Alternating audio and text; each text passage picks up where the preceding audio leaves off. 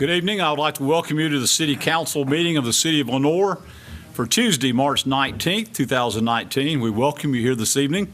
And as we normally do at this time, we will start with a moment of silence, and we'll ask you to please remain standing for our Pledge of Allegiance. As we go to that moment of silence, we would like for you to keep a few in your thoughts and prayers this evening. Our director here at Caldwell County and the TV and the programming, Luann Kincaid, is in the hospital and is having some problems right now. We would like for you to keep her and her family in your thoughts and prayers.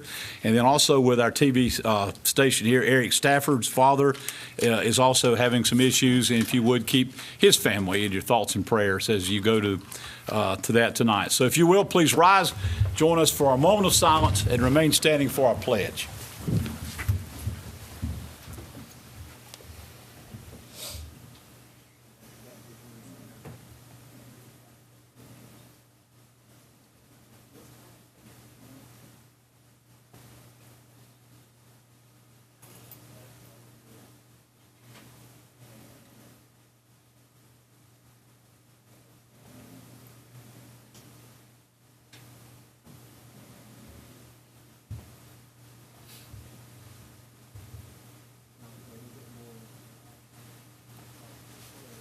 Thank you.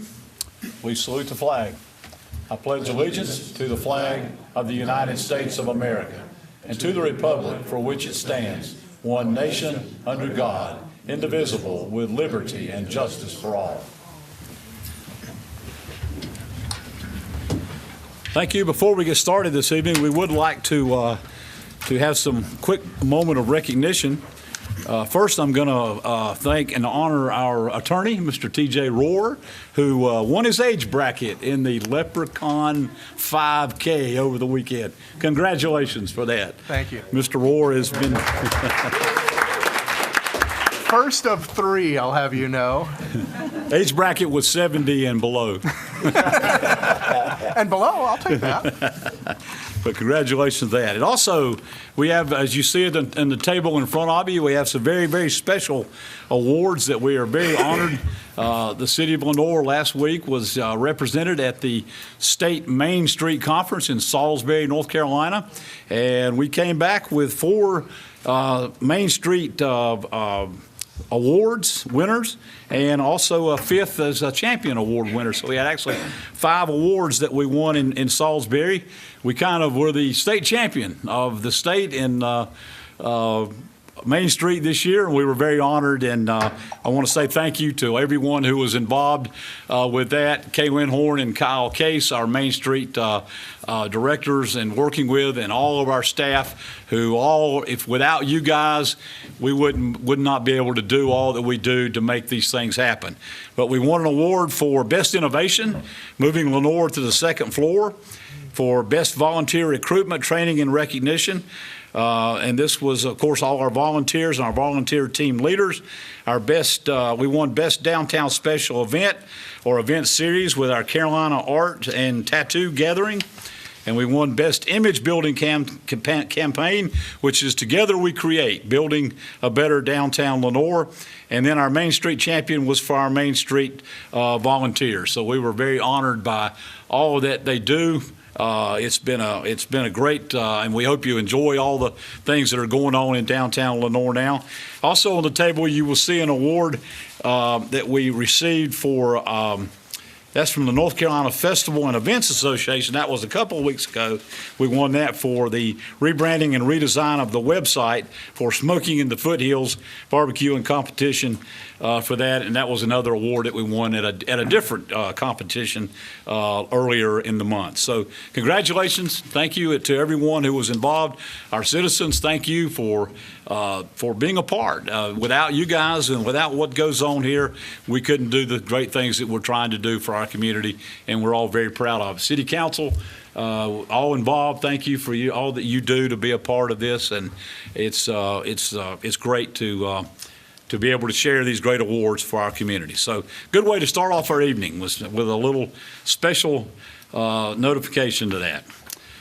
So we'll move into matters that are scheduled for public hearing this evening. Our first one is a quasi-judicial public hearing. It'll be held to consider a conditional use permit, and is submitted by the MC Morgan and Associates Incorporated for property located between Tywood Street and Eastover Circle, which is North Carolina PIN number 2759-48896 and North Carolina PIN number 2759-488-577. The applicant is requesting a conditional use permit for a 68-unit apartment complex in the R9 and B2 zoning districts. And the recommendation from the staff is for approval, subject to the following conditions.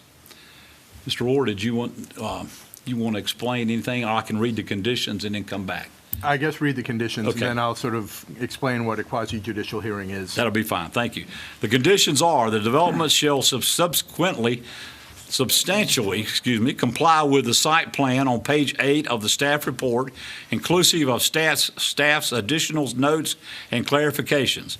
The maximum number of units shall be 68. The sidewalk, this is number 2, the sidewalk along Lower Creek Drive will be 8 feet wide and straightened for accessibility. A pedestrian connection must be provided from the sidewalks along Lower Creek Drive to the internal pedestrian network. Number 3, the smaller parcel, which is in North Carolina PIN number 2759-488-577, will be recombined with the larger tract, North Carolina PIN number 2759-488-961, in compliance with the City of Lenore zoning and subdivision regulations prior to permitting. Number 4 is a vegetative buffer will be a minimum of 20 feet along the northwestern side property lines where adjacent to single-family residential properties. Number 5, the architectural standards as well as the standards for materials and parking lot landscaping found in Section 714 of the zoning ordinance shall apply to the entire site, not just the B2 zone portions. Primary facades shall be any facade that is visible from Lower Creek Drive or adjacent residential properties.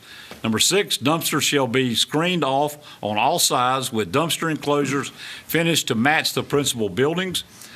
Number 7, all lighting shall be fully cut off and shielded as to minimize light spillover onto the adjacent residential properties.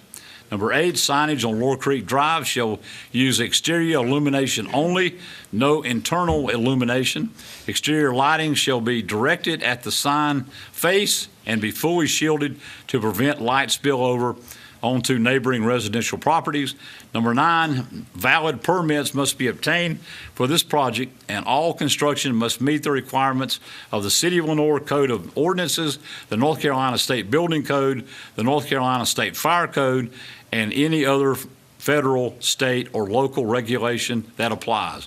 And number 10, if a building permit has not been issued within 24 months of the adoption of the conditional use permit, the approval shall be considered null and void. Those are the conditions that would go along with this conditional use permit. Now, I'll ask our attorney, Mr. Rohr, to explain what a quasi-judicial hearing is. Thank you, Mayor. Most of the things that come before City Council or any legislative body, Congress or whatever it may be, they can, as long as you're not violating state or federal law, you can make a decision up or down on anything. You could literally flip a coin and decide it. You could decide it for reasons that are presented to you, reasons that you've discovered on your own, whatever it may be. You may be convinced by arguments. It's entirely up to you on how you decide it. You've been elected to do that. Quasi-judicial hearings are different. You are, in a lot of ways, in most ways, sitting as a judge, as a panel of judges like the Supreme Court does.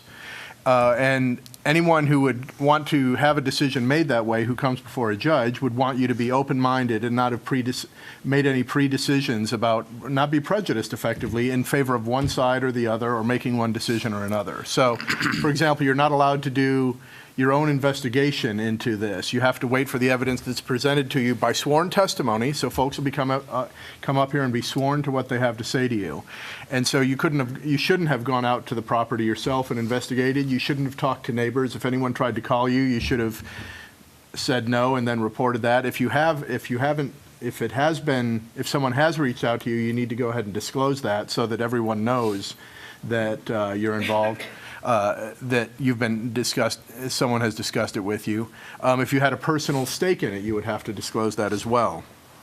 And so, effectively, the political decision was made years ago when the zoning ordinance was passed that said that in this zone, if you meet the conditions of the conditional use permit, you are entitled to it as a matter of right.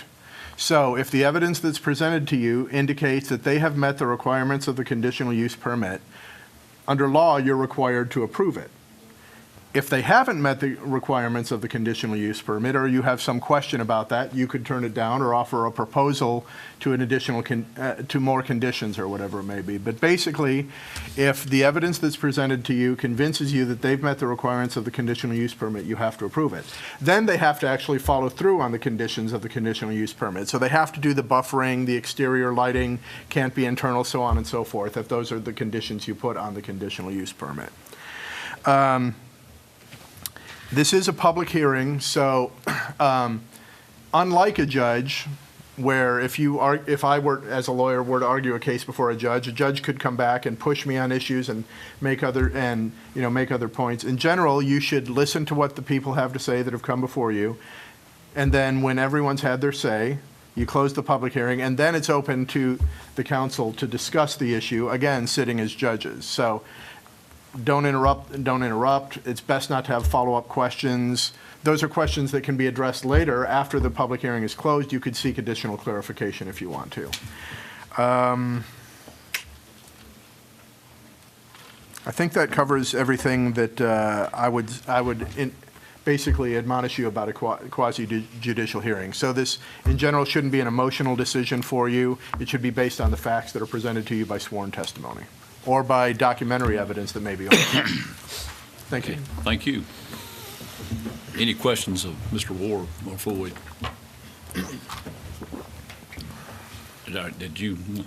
Do we need to, before I open the public hearing? No, there may be, depending on how the hearing goes, I may need to give you additional legal advice in closed session. And if so, I'll let you know that. But for now, no, I think it's appropriate to continue with, to begin with the public hearing. Yes. And yes, everyone, I think we have a Bible up there, and Ms. Cannon can swear anyone who comes to, swear anyone in who wants to testify. Right. Okay, thank you, sir. Thank you. Okay, we'll move on then. I will actually open the public hearing this time, and I will ask if there's anyone who would like to address the council. Do I? Yeah, and I'm going to ask first of all, our planning director, Jenny Wheelock, to come forward and speak and talk about the project and the things that are going on with that. And if you will, please be sworn in, like everyone. You want to do swearing in all at once, or just? Do what? What is? Yeah, if you are planning to speak, it'd be better if you would come now and be sworn in. We'll just get that out of the way, if that is okay. If you're planning to speak tonight, we could do it at. Jenny, you might want to get the Bible out and let everybody, and hold it and let everyone put their left hand on the Bible, raise the right, just so you can all crowd around it. We'll let Josh do it. Josh can hold it.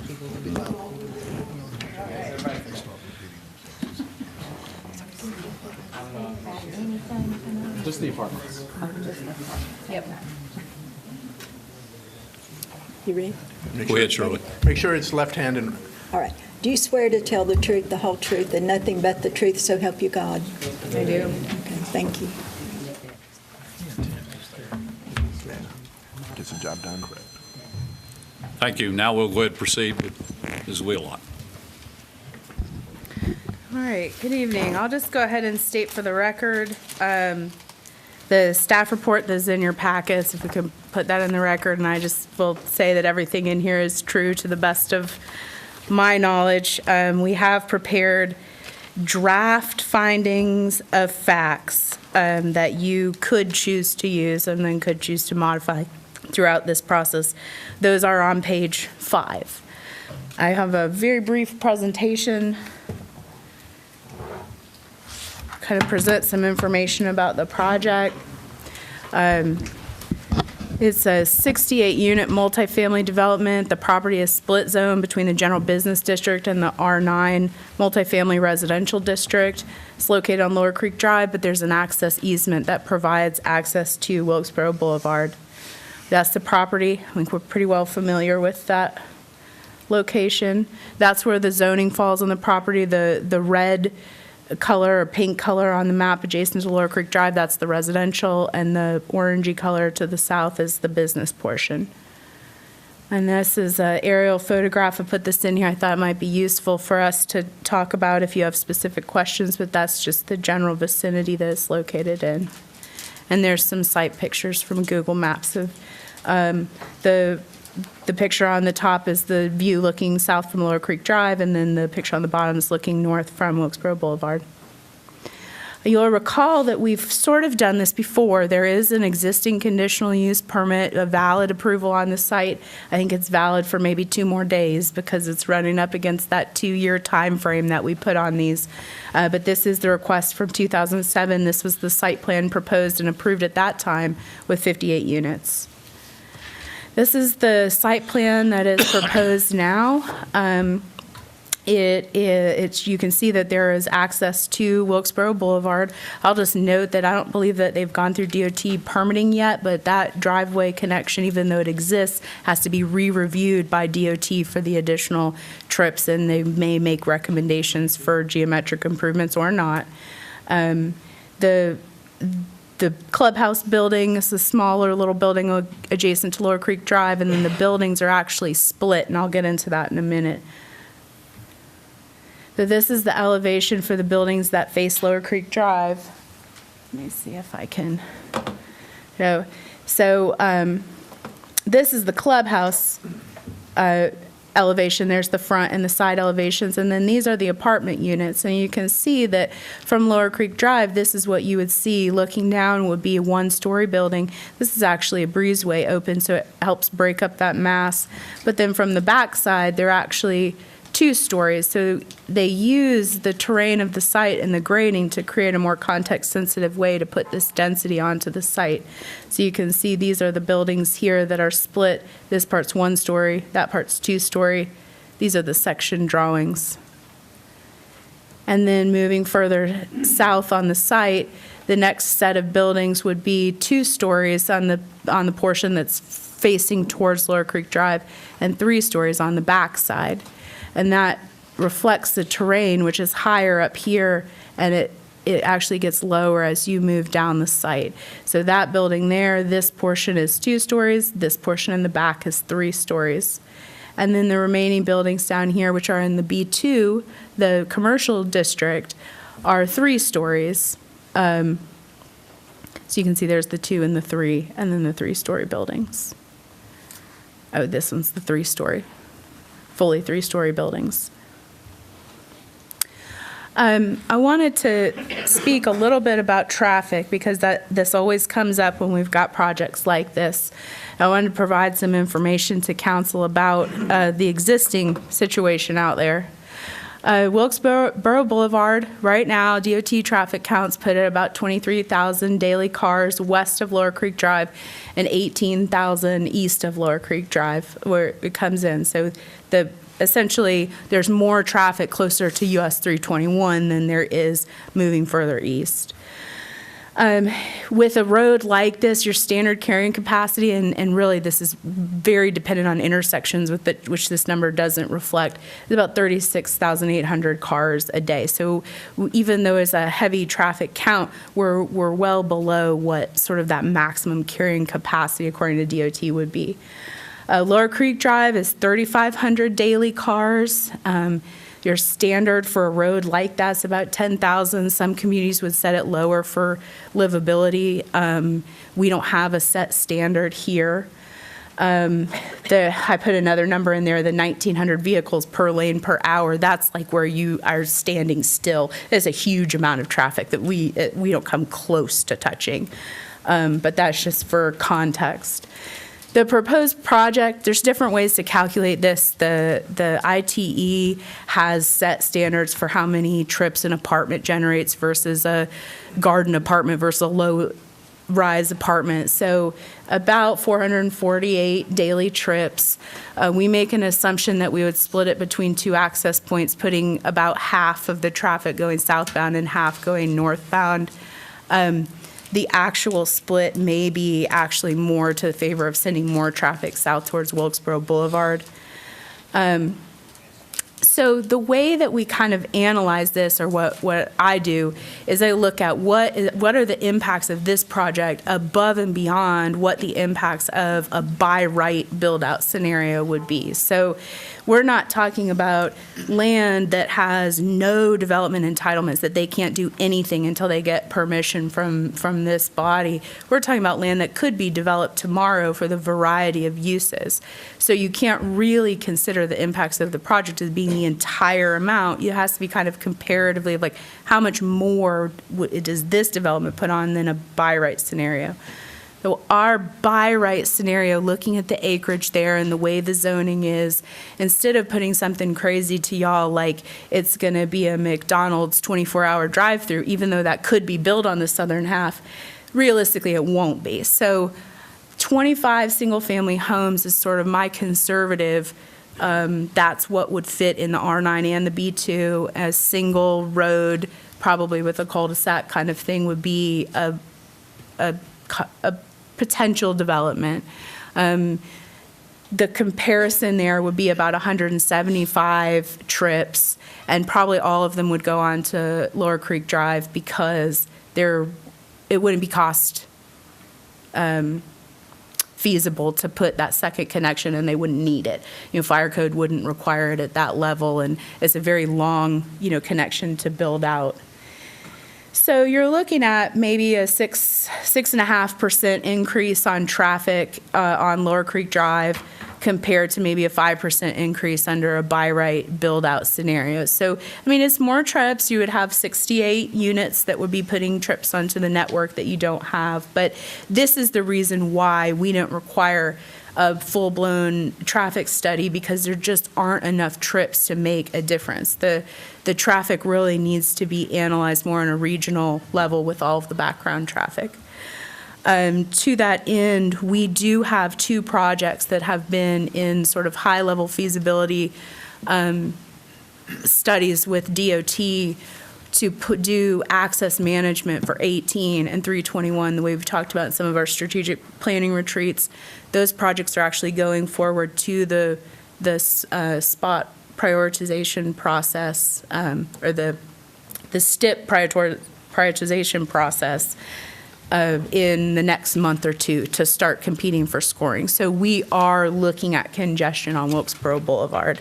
This project, and talking with our DOT reps and our reps with the MPO, this doesn't really make a difference at all, one way or the other, the way they're doing that planning. The other thing I thought I would bring up, because we talk a lot about traffic, but we don't really put it in context, the 68 apartments, this is a PM peak hour, so it's that one heaviest hour in the afternoon. There's a very common way to also try to analyze traffic impacts. 68 apartments works out to be about 39 peak hour trips. Now again, those would be split between those two entrances. The 25 single family homes is 25 peak hour trips, compared to like the Hampton Inn Suites, which is a by right project that didn't go through this process, 49 trips peak hour. So that's more. And then the rest of those, the Dunkin' Donuts, the Chick-fil-A, those are new projects that were built by right.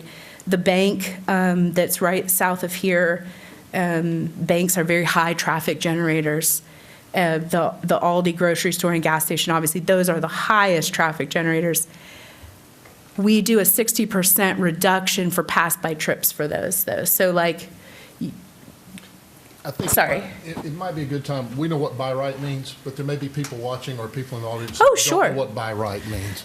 So by right means essentially that you have a right to get a permit without any type of discretionary approval at all. It's entirely administrative. You walk in, you meet the standards of the code, staff has to give you a permit for it. It's the kind of things that get reviewed they hit my desk, but never elevate up to planning board or city council. Thank you. Thanks for that. So the numbers in the parentheses there are the new trips generated by those uses, because we cut out a lot because those cars would already be passing. You know, I'm already passing, I'll pull into the bank. That is not necessarily a new trip generated by that. But you can see that 68 apartments going through this process, we're scrutinizing all of the impacts, we're looking at the traffic, but all of those by right projects have far greater traffic impacts, except the Dunkin' Donuts is the only one that was lower. And that is mostly because of how small of a footprint that Dunkin' Donuts actually has. Are there any questions at all about this? I know it's sort of lots of numbers. I don't. No, not yet. We'll in a minute. Can we go back to her screen when I get to ask Yeah. questions? Because if we transfer things to that. The other thing that comes up a lot with these that we try to hit a number at is schools and this impacts on schools. And I did the same comparison between the 68 units for an apartment versus my by right build out scenario. Single-family homes generate more students than apartments do. More families tend to live in single-family homes. The numbers are kind of all over the place. There's not an industry standard on a multiplier. So some of the numbers coming out of Chapel Hill that they've studied this are very low. Well, those apartments really don't have a lot of students coming out of them in Chapel Hill because they're college students living in them. Some other places that I pulled, Florida has a lot. They have much higher generation rates for elementary school students from apartments because they have more people living in apartments. So between 5 and 10 students, and checking against the students that the Linkside project, the Viridian project generated, I think was like 9 or 10. So that number seems to be pretty solid as far as the student generation for this. The last thing that I will speak on directly here is that we did a density analysis. You know, staff has been extensively analyzing density all throughout the city to work on this code overhaul that is also on the agenda tonight that I presented about last week or 2 weeks ago.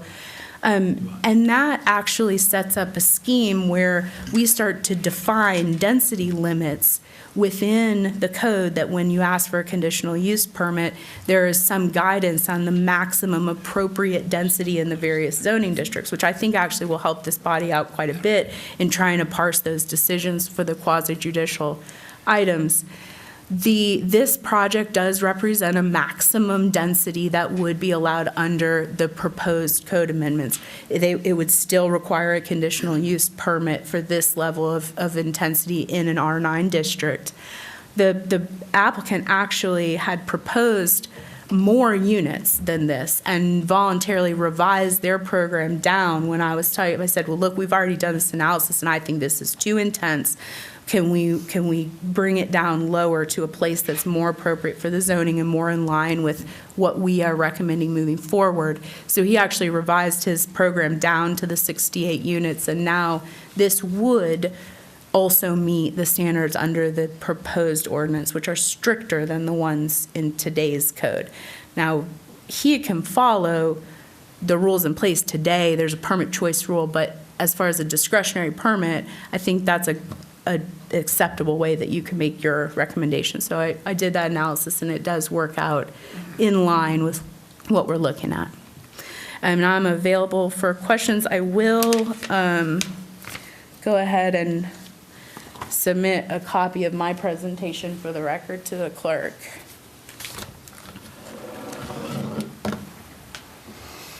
Okay. Thank you. Any questions from the council? Not yet. Okay. Okay.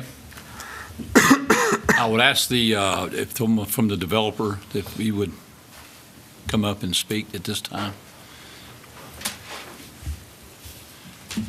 And again, you've been sworn. If you'll just give us your name and everything again, be fine. Okay, let me get this up first. Yeah, go ahead. Let's see what we can. Where is the, let's see. I can use yours. Let's see. we can just, trying to get to the files you have? I'll, if I need them, I'll pull them up. Yeah, but that's good.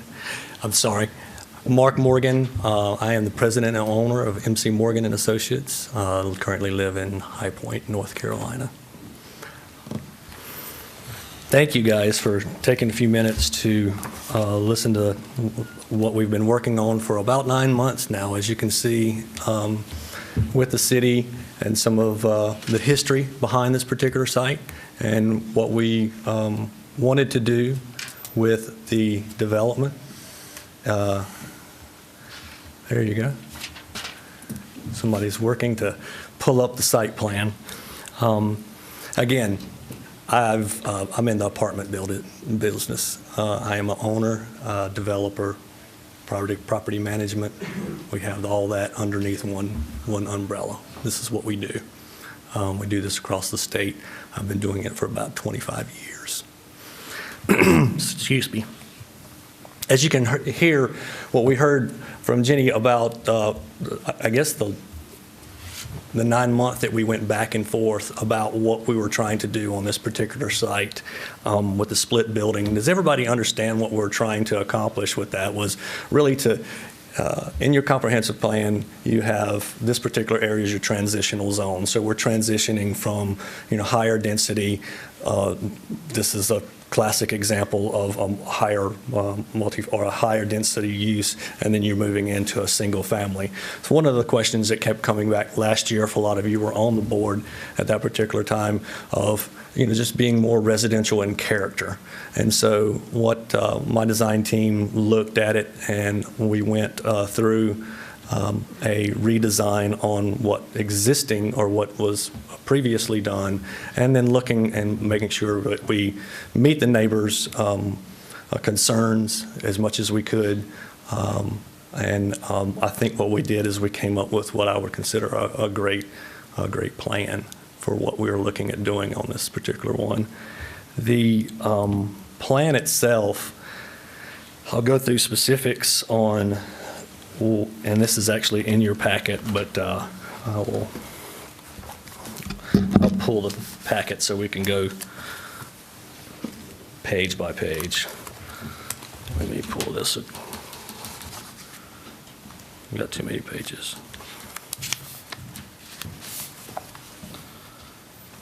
Yep.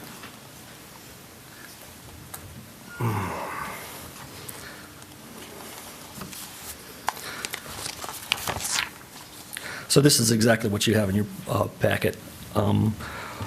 The community building is up in the upper left-hand corner. That is a 3,500 square foot building.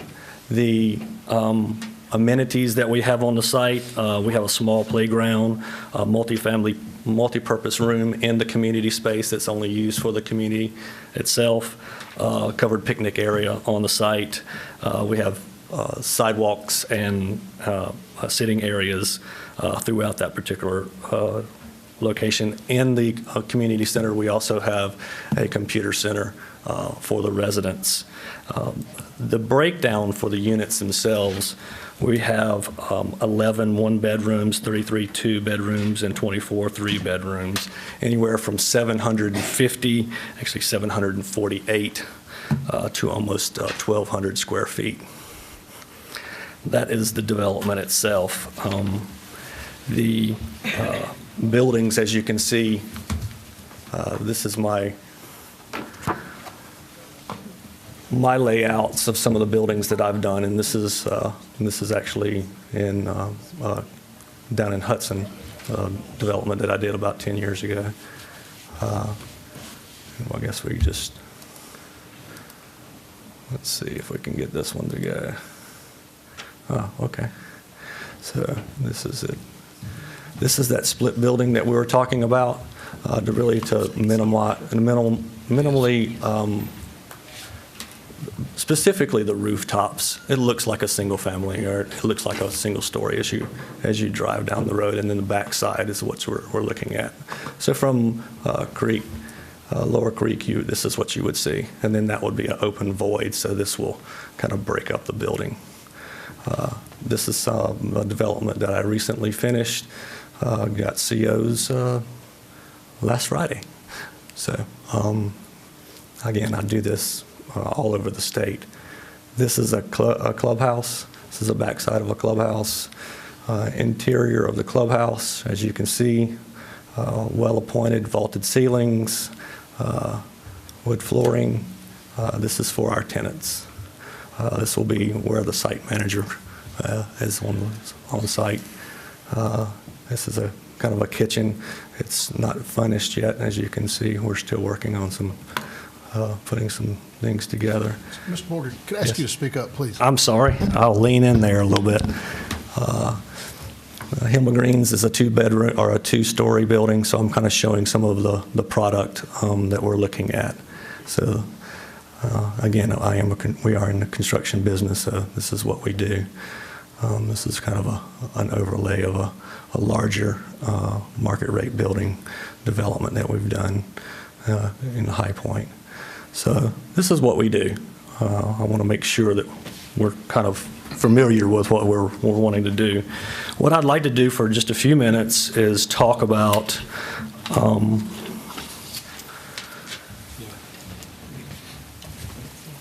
the need in your community.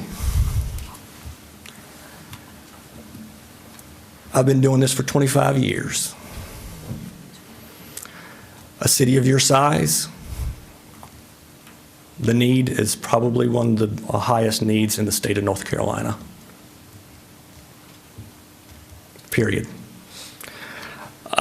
Last year, I got a market study. This year, I have a hot off the press, March 11th, 19 study. The need for apartments, it's about, well, it's not about, it's a little bit over 1,800 units you need in this market today. Put it in perspective, the market study that was done last year, now put this in context, there's some differences. Last year it was 1,100. Now, the need is growing. I do not know, and again, this is brand new, I haven't gotten down through the nuts and bolts of it. I don't think that the growth grew by 40% in 12 months. However, the need is tremendous in this particular community. That is why I'm here. Plain and simple. This is what I do. We do our research, we do our due diligence. We look for places to do housing, multifamily housing.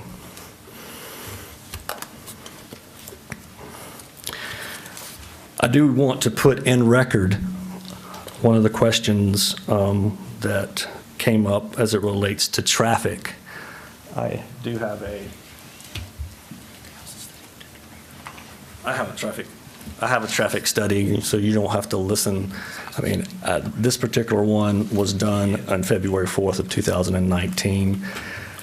The information that you received earlier, again, about the same as what you heard earlier.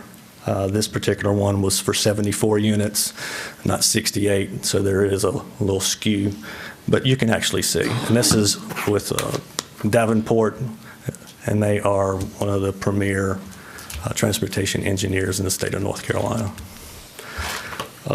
I'll leave this for the record. Yeah.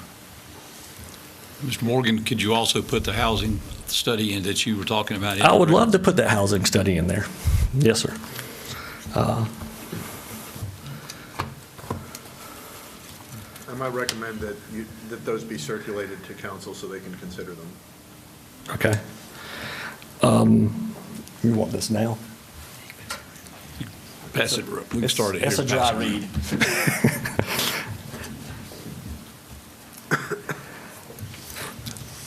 The market study, if you read it thoroughly throughout, is based on an 8-mile radius of the location of the site. This is not picking up stuff that's Charlotte, anywhere else.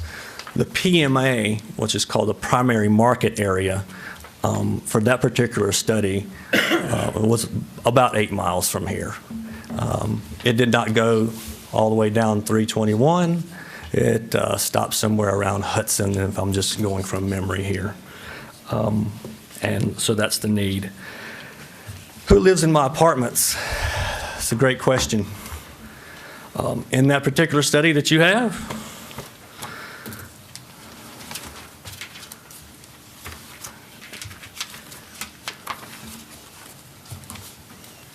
are the people that are hiring.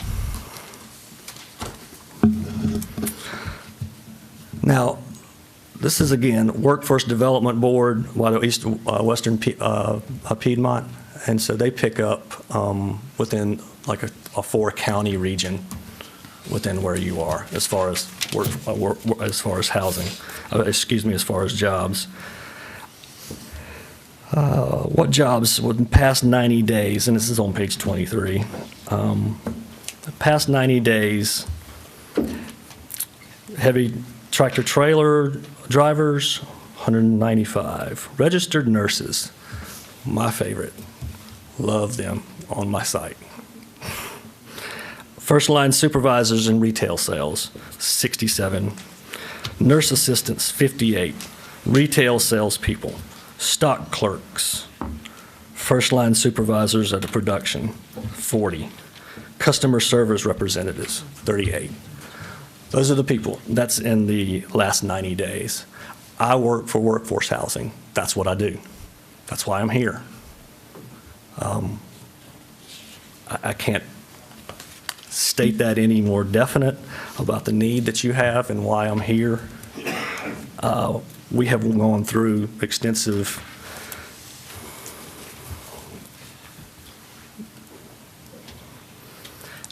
we spent a lot of time to make sure that we met this market because the need is here so great.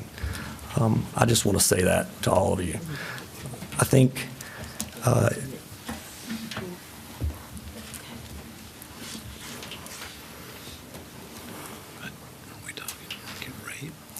one of the things that normally comes up that I want to make sure that we address is I have on-site management. We manage a little over 2,800 across the state. Management is on-site during the day. We're there every day. I have a site engineer on the site every day.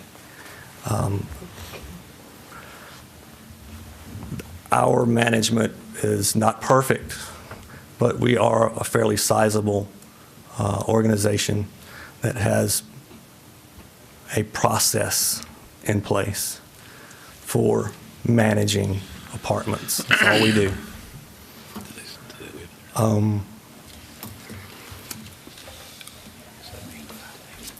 Our application process is intense. A lot have said it's on the order of getting a mortgage or worse. There is a process that we go through.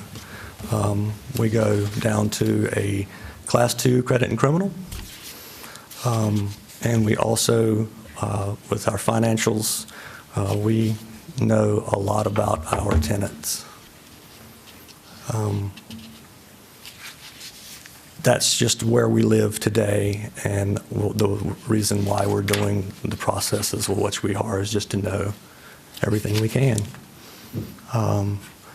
And our ultimate goal is to build a community for individuals that want to live in apartments.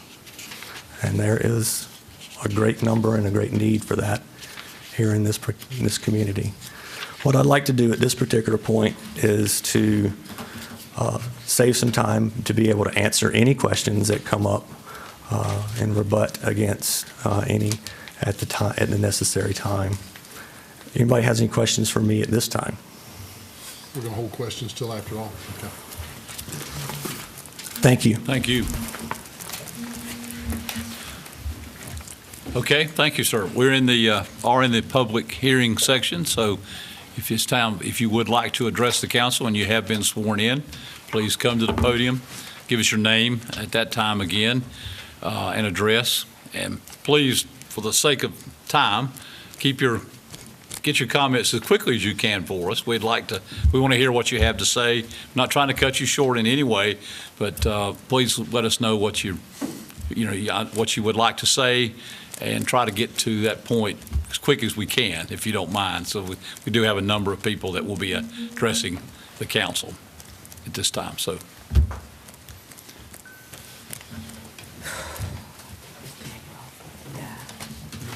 My name is Teresa Edmiston, and I live at 319 Laurel Creek Drive, directly across in front of this complex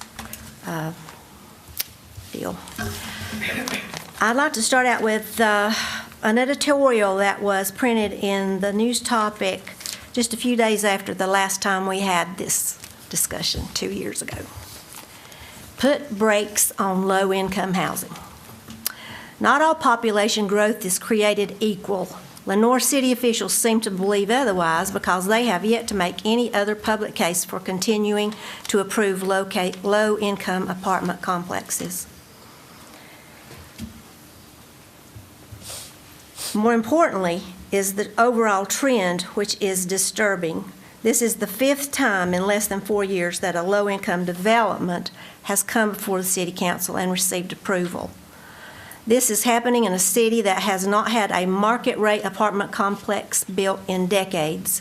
Local government and economic development officials have made luring such a development a high priority for at least the past 2 years, but so far with no visible result. The fact that the only demographic seeing its housing options increase inside Lenoir is the one that qualifies for federal housing assistance, and it seems unlikely to be helping matters. The city should consider what might be needed to prime that pump. Meanwhile, middle and upper income earners who come for the growing number of skilled jobs with places such as Excella struggle with limited housing market. And according to economic development officials, the result is we keep creating jobs in Caldwell County, but seeing about 1/3 of those workers, particularly the highest paid, choosing to commute from another county. That means wages are paid here, but rent goes there, grocery bills go there, nights out and their restaurants. It's beyond time, and this is the best part. It's beyond time that Lenoir consider formal or informal policies that would tie approval of new low-income developments to the pace of the overall residential development. Now, I know this is not going to help us at this time, but I'd like to think that in the future, when this comes up, that you would have some type of cap or something in place, formally in place, so that this doesn't happen again to a community like ours. We talk about a housing shortage, but I can't see how that's possible. According to Google, there are 15 low-income housing complexes in Lenoir, and they equal 7,231 units. If we multiply that by, say, 2 people in each apartment, that's 14,462 people. Lenoir only has 18,000 people as a population. Where's all the rest of these people living? That tells me that these apartments are not full. What's the problem? Why are they not full? Are there restrictions too heavy to let people in? I don't know. I don't know the answer to that. But I cannot believe that we've got 14,000 people living in apartments with only 18,000 population. We can drive around Lenoir and we see so many abandoned houses with overgrown vines all over them and detrimental to their neighborhoods. Why cannot government step in and correct this and make these property owners either make them livable or sell them, and in turn ease some of this so-called housing crisis? I've lived on Laurel Creek Drive for 48 years, paying city and county taxes. And yet you want to put 68 families in across the street who will not own anything on which to pay taxes. If these aren't the kind of apartments that people who have higher paying jobs want to live in, then where are all the people who do live in them going to work? We don't have that many jobs to offer this kind of an increase in population. When we came to the planning meeting, it was said that we shouldn't be trying to hold the city back, but this doesn't sound like progress to me. I consider my home as an investment that will take care of me when the time comes. Just as it was stated at the planning meeting that the revenue from the property being sold was to take care of that owner. But if my property value decreases as a result of this complex, the investment which I've worked so hard for and invested so much in will be of no value to me. I'd like to again read the Municipal Code, Article 9, Section 900.4. The City Council may recommend and or designate such conditions in addition to and in connection with all other requirements for a conditional use permit that will, in the City Council's opinion, number one, assure that the proposed use and its location will be harmonious with the area in which it is proposed to be located and with the spirit of this ordinance. And number two, ensure that the proposed use will not be detrimental to surrounding environment and property values. Now, knowing that this is probably going to happen, and nothing I'm going to say tonight will have any bearing on that, I started to think about the tearing down of all the properties on this, tearing down of all the buildings, structures on this property. So I began to make calls about what kind of regulations there are to protect the environment from these places being torn down. I made 6 phone calls trying to find out. I was finally referred to our planning department, and I was told that there is no need for regulations. That was what I was told. The system is broken. We can't tell you, we can't talk to you, we can't talk to the planning committee. We get the runaround. We see things being allowed to happen that sully our neighborhoods, and we have no right or no say-so in what happens in the situation at all. Our loyalty to our community for all of these years means nothing.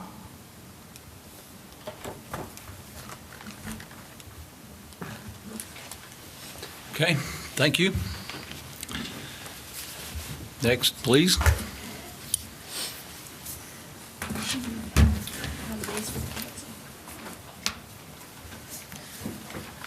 Good evening. I'm Nina Tysinger. I live at 311A Lower Creek Drive. Teresa's my neighbor. We share a mutual driveway. We've been down this rodeo before. I have no problem with the presentation that Mr. Morgan has presented because it is a much better fit, physically looking, building-wise, than the previous person 2 years ago. However,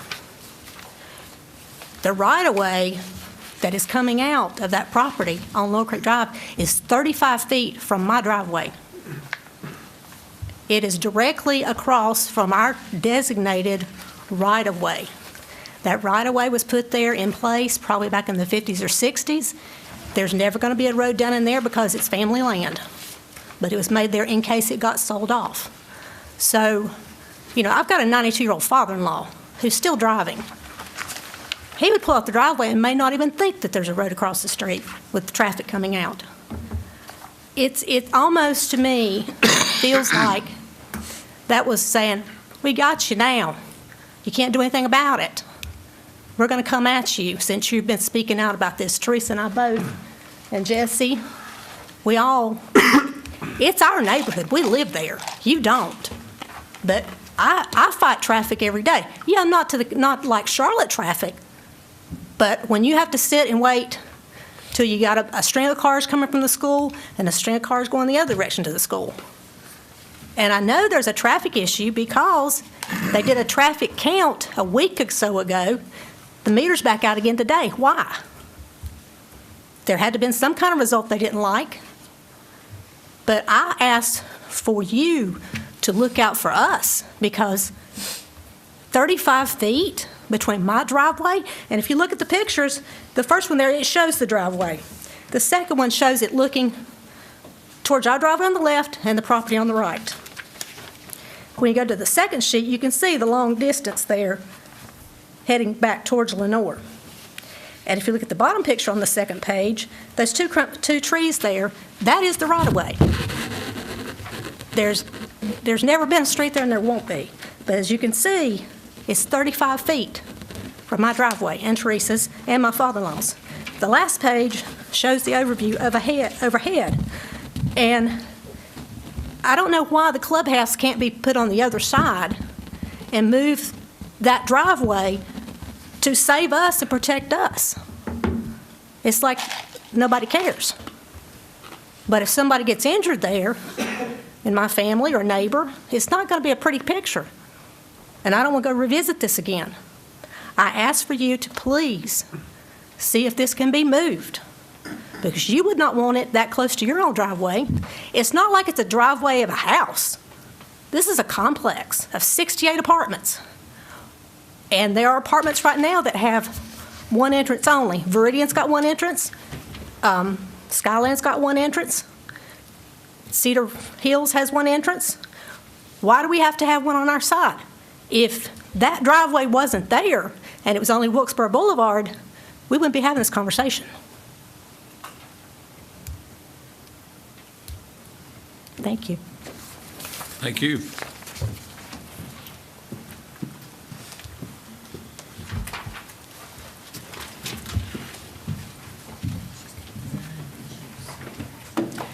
My name is Jessie Price. I live at 305 Lower Creek Drive. I'm across from and one door down from the facility that we're looking at building.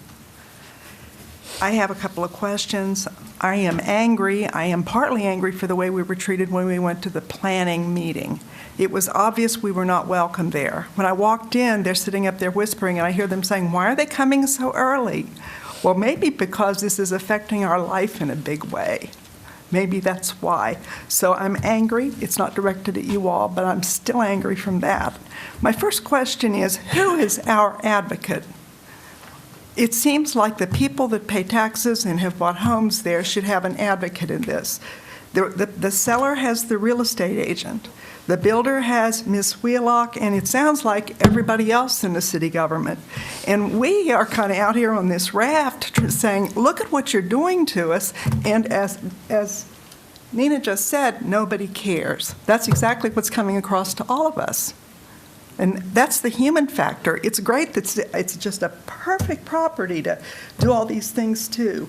But nobody looks at the human factor in the whole thing, and it matters. Because you're not going to have a town if all you do is go around and make decisions about, well, we can make $10 more if we do it this way, and we'll just have everybody send their money in, and we will pay taxes, and we'll send you our money, and we will not have any say about what it's spent on. I feel like we're in Venezuela. That's what they did down there. Government takes over all the money, they do what they want to do, and the people are out in the streets and they're starving to death. I mean, this is where we're headed. We don't have a say in anything. That's the way it feels to me. I thought that city council members represented different wards or areas of a city. I thought that's how it was done. Every other place I've lived has. I lived in Hickory for 13 years. I was at work one day and I got a call and it was the city saying you need to come home. So I went home and the sewer had backed up because we had magnolia trees and ancient sewers. And I had 4 inches of water in the basement of my condo. I had floating old cigarettes, people's underwear, everything else floating in my...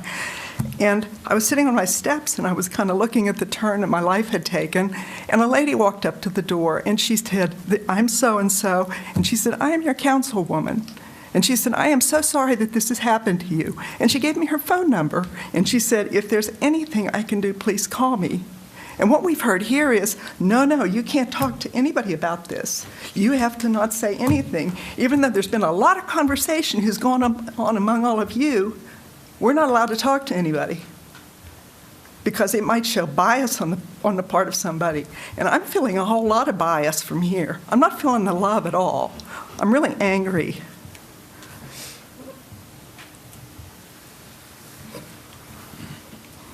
I'm concerned about the fact that the management at this place is on site only through the day. Crimes don't usually happen in the middle of the day.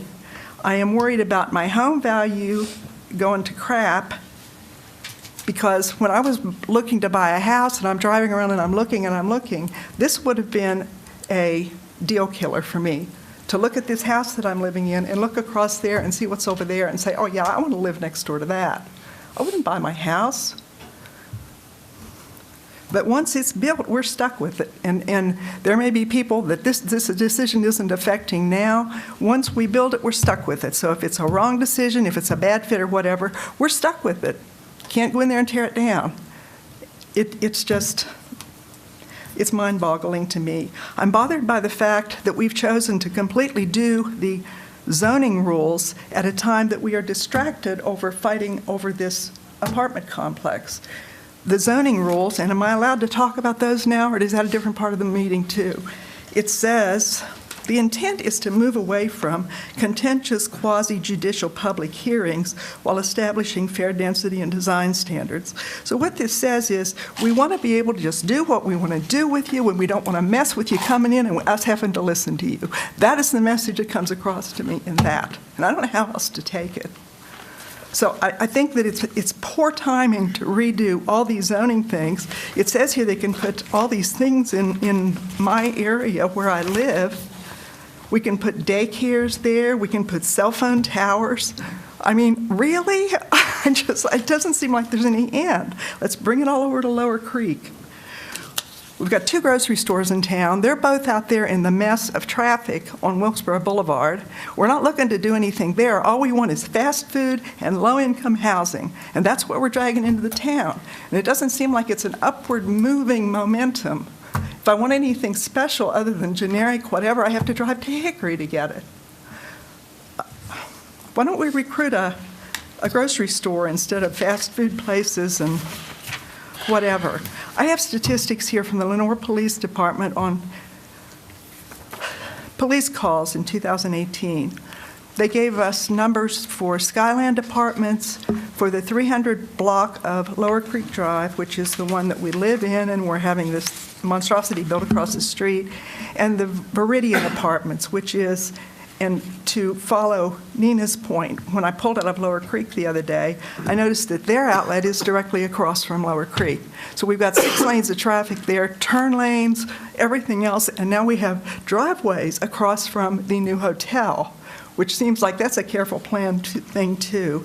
Anyway, Skyland Apartments, this is the older apartment that's out past where we are, that's been there for, I don't know how long it's been there, but it's been there for a long time. In the year 2018, they had a total of 40 calls. I went through and looked at the calls, and I picked out the ones that could cause someone a problem. We have things on here like the fire alarm went off. They wanted follow-up by an officer. I didn't count those. They actually had 3 significant calls there in 2018. So that's a not problem. That apartment complex is not a problem. Fits in with us fine. The 300 block of Lower Creek Drive, total of 45 calls, and of those, we had 4 significant ones. We had one for fireworks, we had one for fraud, follow-up by an officer, skateboarders. There were a lot of things where they were called, an animal complaint. I looked at things like breaking and entering, shots fired, I counted that one.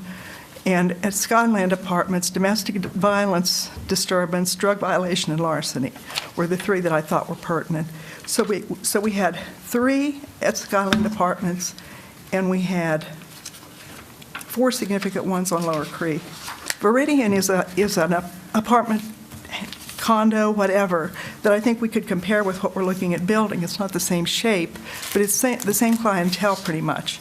They had 126 calls last year. If I weed out the suspicious person and the special check and the this and that, I came up with 22 significant calls there. And that includes things like breaking and entering, assault, domestic disturbance, drug violation, larceny, prostitution, sexual assault. Those all seem pretty major to me. But I came up with 22 there. So they have 22. Skyland has 3, so they have about 7 times more than Skyland Apartments. And we had 4 on our block of Lower Creek, so that's about 5 times more than we have. So it has to make me wonder about the lifestyle and the interests of the people who live there to have to be calling the police all the time.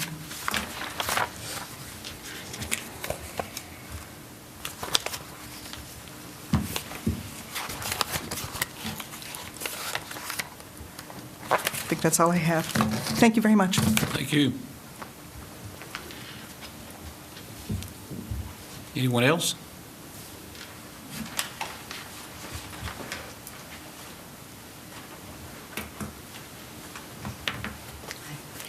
My name is Connie Vermillion. I live on Tywood Street, directly across from this property. I've been there for 50, I won't tell you how many 50s are part of it, but a long time.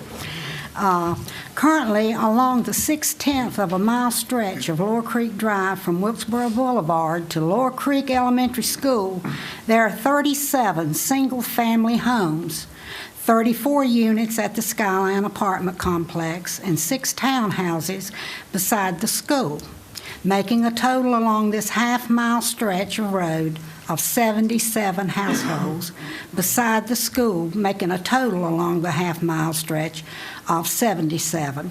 The addition of the proposed 68 units would increase the number of housing or households along the half-mile of the road by 88% in one swoop.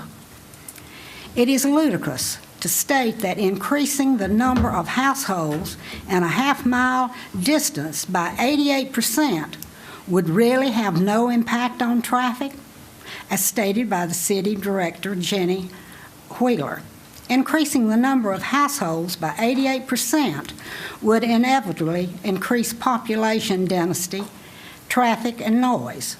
Not only the residents of Lower Creek Drive, but also those of Eastover Circle, Tywood Street, Dogwood Street, Edisto Street, Viewmont Street, and Woodhaven Street would bear the brunt of this development. The Planning Board has not considered the fact that the residents living on these streets have no other means of entering or exiting their neighborhood other than the half-mile stretch of Lower Creek Drive. There is no back way in or out of this neighborhood. So an increase of 88% more households and their accompanying traffic will affect not just the handful of people living within 100 feet of the property, but many, many more. Thank you.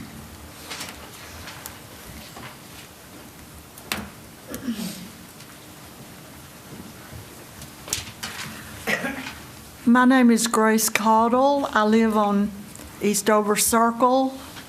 I've lived there for 57 years. So I beat you, Teresa. A good place to live and raise your family.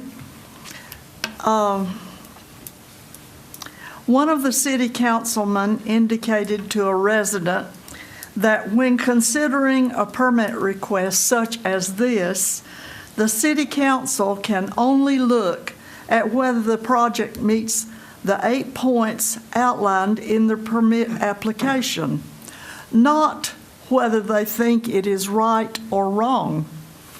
However, the Municipal Code of Ordinances clearly gives the city council discretion in the approval process.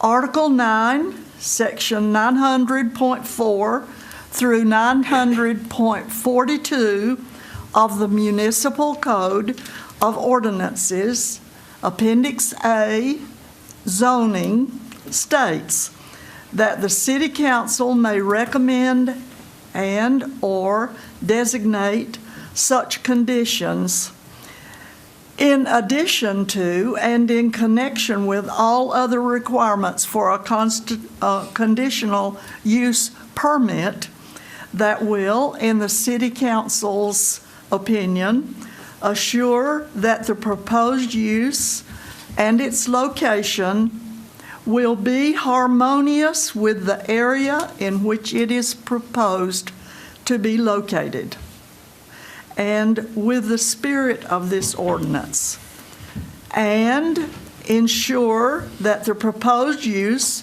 will not be detrimental to surrounding environment and property values.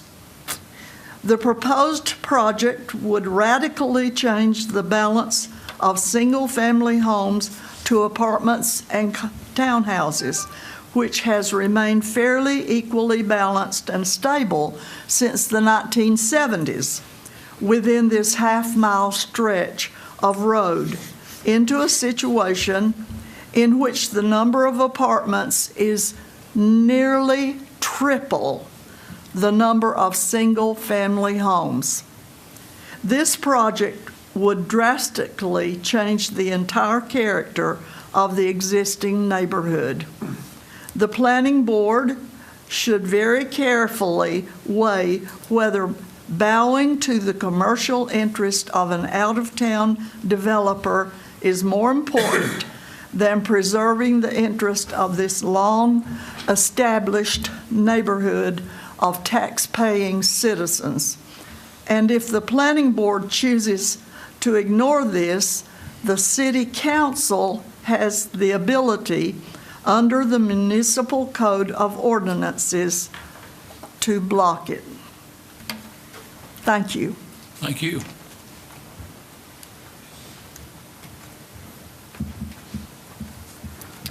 Anyone else wish to address the council? Everybody, can I ask my question now, or when do I get to ask my question? You can do that now. My question is about saying when this. Come back here so we can, thank you. I have a question about the statement that that little two-lane road that we have with no line in the middle, that it could handle 19,000 cars in each lane a day. That is the most ludicrous statement I've ever heard. I'm the one that sat on the porch last time and counted cars. We had about 300 an hour in the morning and in the evening, and that was car after car after car after car. There is no way you could do 19,000 cars in each lane on that road. That's all. Ms. Wheelock, you want to address that? Sure, it wasn't 19,000, it was 9,400. But that is true. That is a saturation point. That is gridlock, standstill, doesn't work anymore. And it's a ballpark number that engineers use. So I think a more realistic comparison would be that 3,500 trips. That's the actual count on Lower Creek Drive. As far as how I'm trying to offer a context of 3,500 trips, is that a 100% maximum? You can't handle any more cars a day on Lower Creek Drive than 3,500? No. By sort of conventional wisdom, you would have to hit about 10,000 a day before you really started to experience that breakdown. Those are large numbers. Okay. Thank you. I had a few points to clarify, but I think you have a few more. We'll see if the questions first. Is there any other questions that you would like to ask at this time? Oh, you can speak? Yeah. You sure can.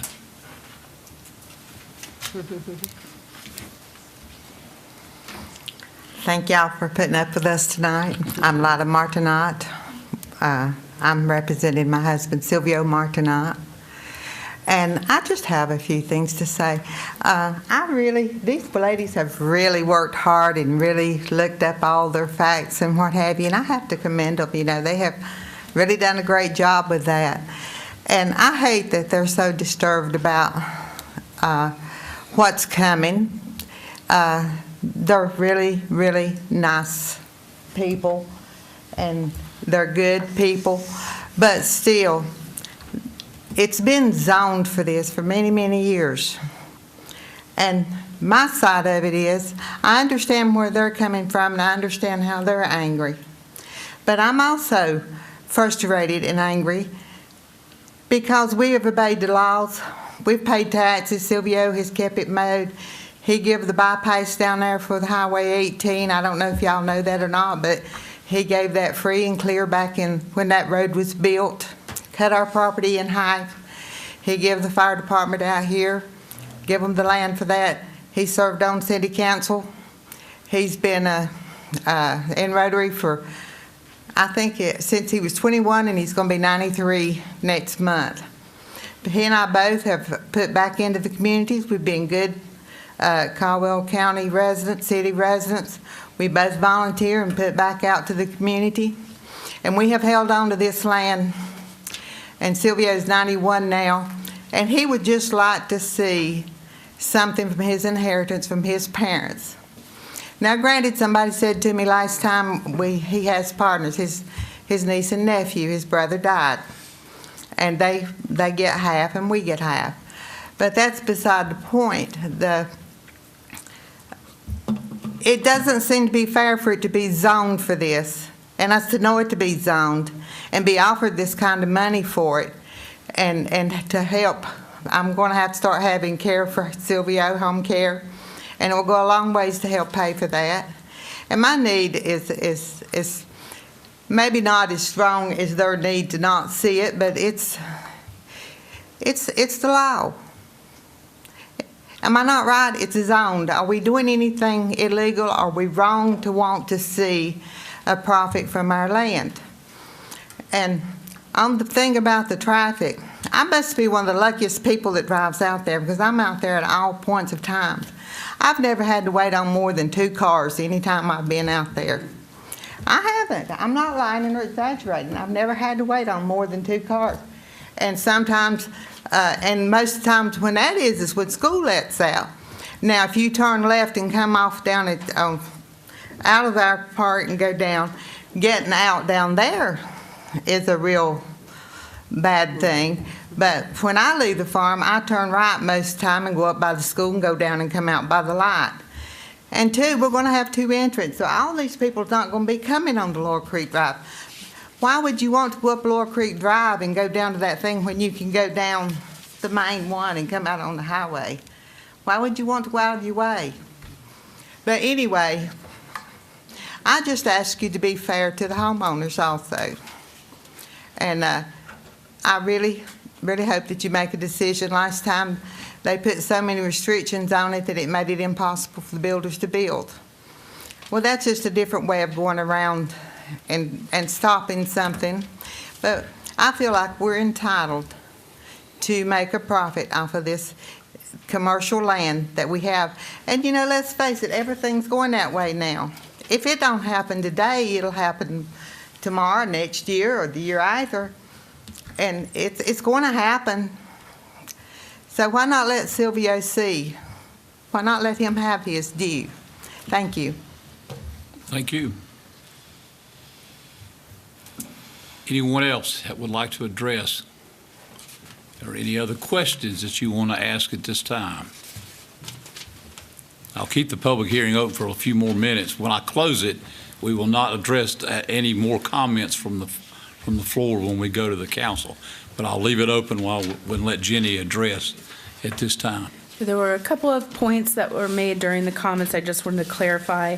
The issue with the driveway location did come up at Planning Board. I believe that it's in your report, but I forgot to mention that the Planning Board actually had adopted another sort of direction towards staff to take a look at the driveway location specifically and make any recommendations for a safer location. I spoke with our streets department. I've looked at our code, looked at access management policies, and we've sent staff out there, and we're fine with the driveway location. There's really many locations that would function. So as proposed, we're fine with it, but also, you know, it could shift. So if that's something, I think that came up. The fire code does require 2 entrance points. They could both be on Lower Creek Drive, but there has to be more than one way in or out. Obviously, we can't eliminate the cut on Lower Creek Drive because there's not room to put 2 to the south. So one driveway is a must for Lower Creek Drive. Also, I believe that the answer that my staff gave about demolition permits is that Caldwell County does not issue demolition permits. That does not mean that there aren't rules related to demolitions that the developer would have to follow or anybody would have to follow. So just want to clarify those points. Okay, thank you. You have something else to add, Mr. Morgan? I do not have anything. I'm here for answering any questions. Is there a possibility, as I know it was addressed about the driveway, and you talked about that, is there a way that could be moved a little or make it any safer or whatever at this point that you have a recommendation for? Or do you think that it's the way it is? I mean, I think it's fine the way it is. Generally, we like driveways to either line up or be separated far enough because these are residential driveways, very low traffic individually coming out of them. There's not like a major intersection or anything to tee up with.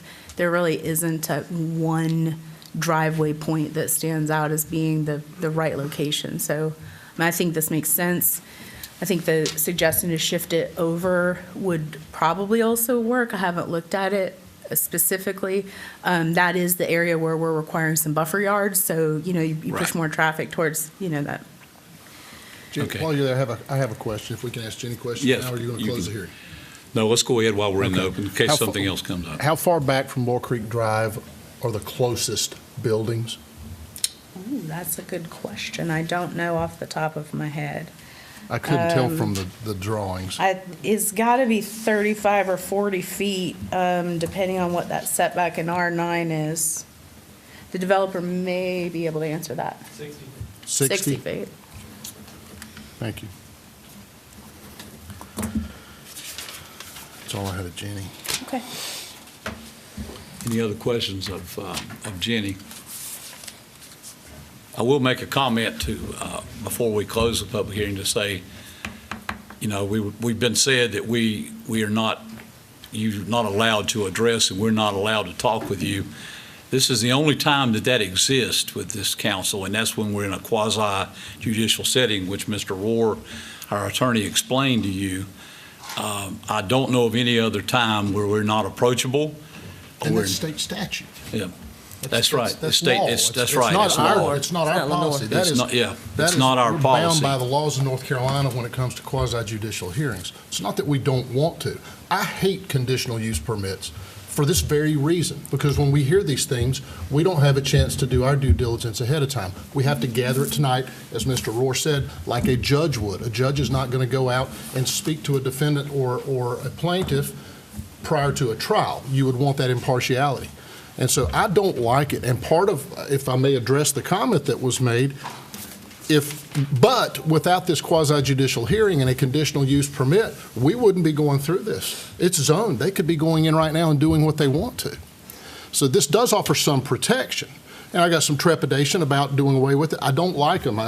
That's one of the great things my former council member, Mr. Rohr, influenced me with, is they create problems when they're designed to try to help. They create a lot of problems. So it's not that we don't want to. There's not a person here that would not have loved to have had some conversation. I'm not willing to be sued over that. I see you smiling, but I mean, if it's law, we swear to uphold the law, and that's the way we do it. And as I was finishing the statement, any other time that you will address this council and the mayor of this city, you will be answered. I have never not That's called fair. or talked with anyone about anything at any time. And I do want to make that statement known tonight. And I think our council feels the same way. If we are ever addressed, we will always answer that to the best of our ability. Do we care? Yes, we do. I want you to also understand that very deeply. We care very much about this city and feel very strongly about it and the directions that it's moving. Just want to make that as a statement from what was addressed to us tonight. If anyone else has a question, I'll take it now. If not, I'm going to close this public hearing and turn it over to council for any discussion.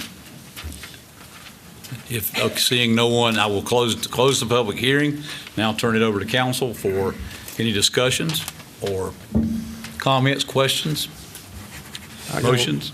I got a lot of questions. Okay, yes, sir. Please do. Others, feel free to speak up. I made a lot of notes. We've got pending before us, we've got the DOT scoring survey that Jenny brought up tonight about how 18 and 321, and we're studying the traffic impact on DOT and cut-ins to those streets. I wish we had that tonight. We don't. When we had our council budget retreat a month or so ago, next to taking care of our employees from a compensation standpoint, trying to keep those wages where they need to be, what was number 2 on our list? Housing. Housing adequacy. To that end, and Mr. Morgan, maybe it was left out of your presentation, but not once in your presentation did it mention that this was income-assisted housing. It is. It is. I didn't pick up on that. I don't know if you did. Income-assisted? Right, or is this market rate housing or is this income-assisted housing? I don't know what the income assisted means, sir. I'm sorry. Is it gummy? Is there government assistance in paying for the rents, or is there rent subsidies? None. This is all market rate. So we don't have any way of knowing that because of the nature of this hearing. I didn't have a chance to do my due diligence ahead of time to find out. When you say income assisted means, All right, if I make too much money, can I rent one of your apartments? a government agency is going to pay the rent for? No. Okay. If I make too much money, can I still come rent one of your apartments? They are income restricted. There you go. Sorry. I mean, I'm sorry, but that's the income, and that's a financial piece. I understand that. I know all about that. I want to clarify. Right. The income range. It's in the report you gave us, but it did not come out in the discussions. Maybe it did at the planning board meetings. And we do have needs. We have, I think, a greater need of market-based housing here. And I don't know how attractive this project is, what merit it has if it's market-based housing versus the type that's in. I don't know if you would still do the same project. Look at it. Okay. At this point, I need to advise the council. North Carolina has the North Carolina Fair Housing Act, which is Chapter 41A of the North Carolina General Statutes.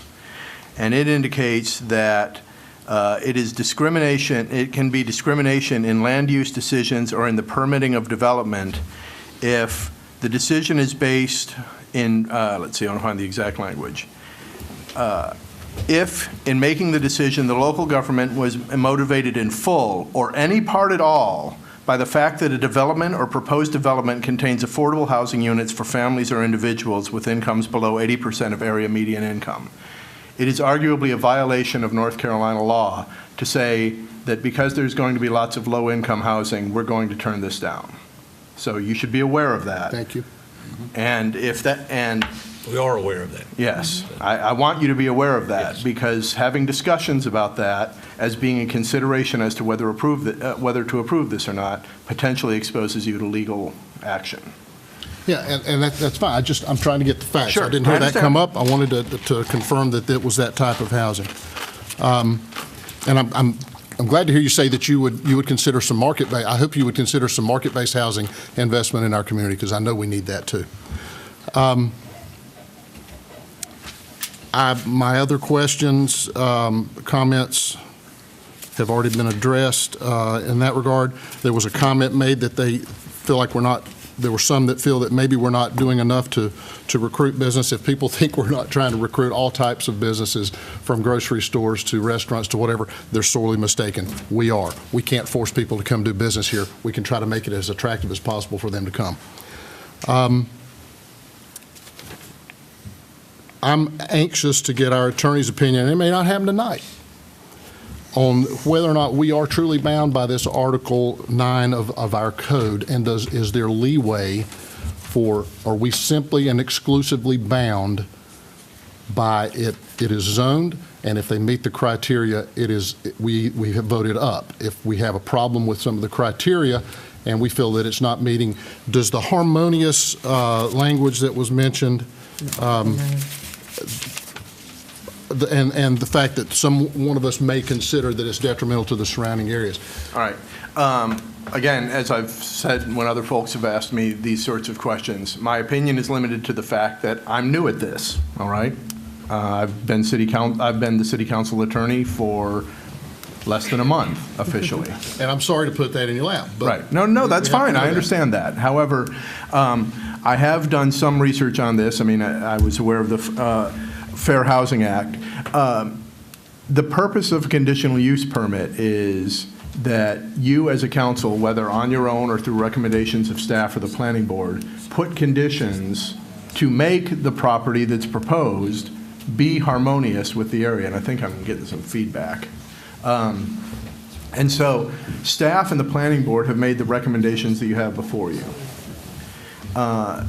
Based on the evidence that's been presented to you, you may decide that those are too many conditions, that it should be simpler, or you could determine that additional conditions need to be put on there. However, those conditions, as my understanding is, they have to relate to the problem you want to address. For example, if your concern was traffic, and you said, well, we want to put a condition on here that all the houses have to be bright pink.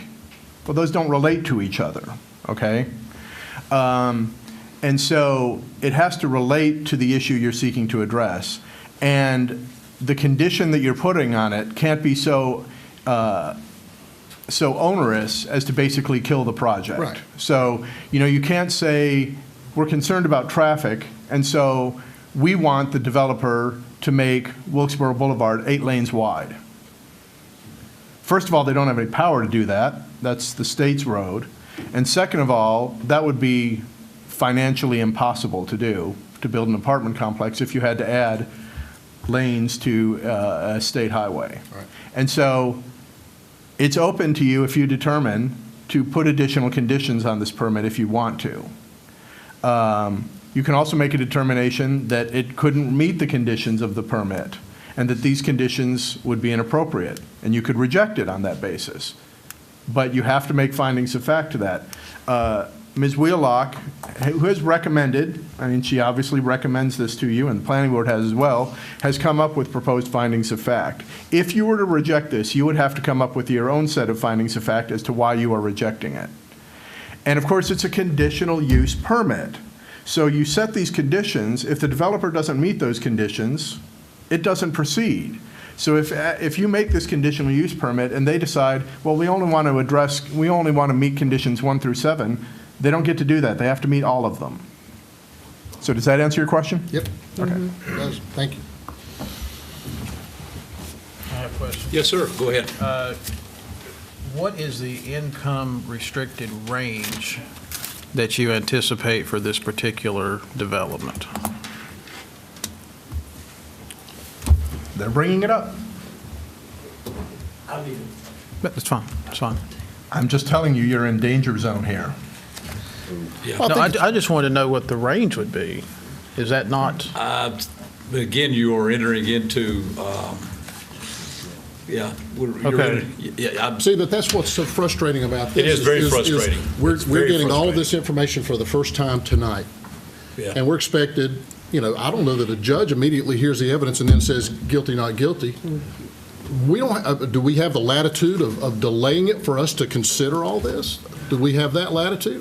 You can absolutely table it, but you have to understand that you are limited in what you can do outside this meeting. You still can't have any Judges do discussion. that all the time. Judges will take weeks, sometimes months in terrible situations to make decisions. It's not going to require But they don't get to say, I'm going to think about this, and then search on Google to find their own answers to it. Well, and I'm not asking the question. You have market rate housing, and you have housing other than market rate. But when does that become public knowledge? Afterwards? Well, first of all, it's public knowledge now that But I he's mean- already indicated. But the thing is, it is inappropriate for you to make a decision based on whether this is market rate housing or affordable housing. So in the eyes of the laws, it's Because irrelevant. If it's, what's the projection for how many people are to live here? We had 68 units. 68 units. So, So say 2 people per unit. Right, 3 that's people fine. per unit. Say 3 people per unit, that's 200 people. It should not be a factor in your decision whether those 200 people make $200,000 a year or make $30,000 a year.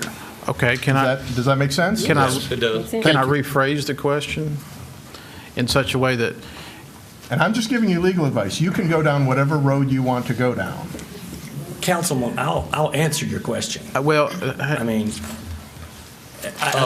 want this to be a, I guess you could ask a general question. What's an income for? It's in his presentation, for Pete's sake, and what he circulated in here. There's a schedule of rents, but we haven't had a chance to do that. Not that we would Yeah, base our I decision understand. on that. Let me give you some more perspective on this Fair Housing Act statute. And this is from the UNC School of Government's Coates Cannon's blog on zoning and North Carolina's Fair Housing Act. So this is the School of Government's sentence in quoting the statute. In addition to discriminatory practices based on race, color, religion, sex, national origin, handicapped condition, and familial status. The act now applies to discrimination in land use decisions or in permitting of development. Okay? And one of those issues is the income of the folks involved. This is not a political decision.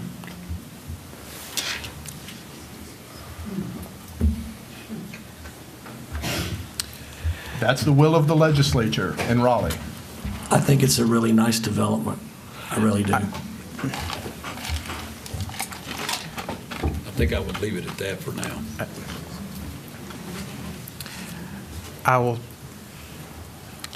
I'll withdraw the question and reserve the right to ask a question at a later time. Okay. It's the best thing I can. Any other well, your later time might be coming. Any excuse me, any other questions that council would like to ask at this time? I have a question. Mr. Perkins? Earlier, Mr. Morgan, you made the statement about that our need is the highest in North Carolina.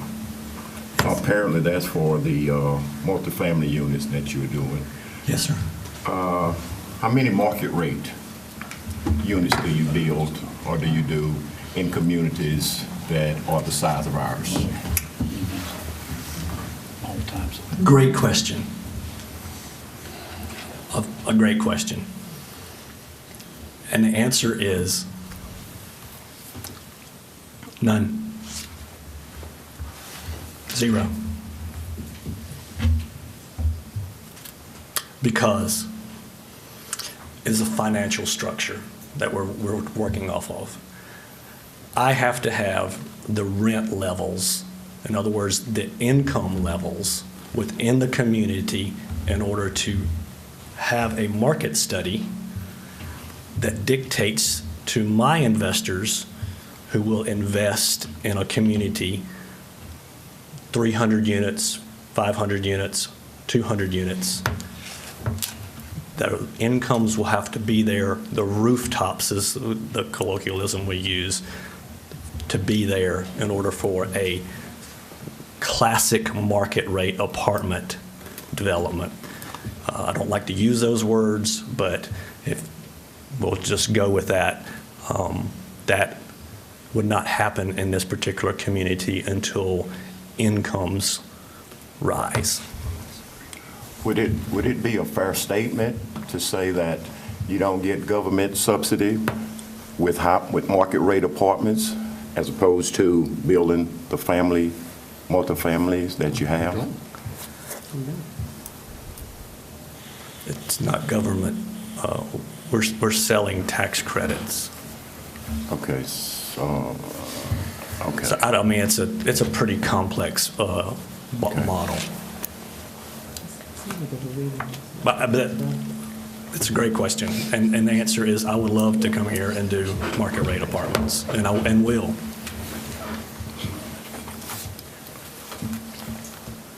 Okay, thank you. Any other questions from anyone? Jenny, when this came up last time, my greatest concern was the influence on 18. And did DOT ever end up doing a study of that? I know this is getting ready to expire. Did they ever come back with an opinion on that? Let me grab my note. Because they're going to have to do it again.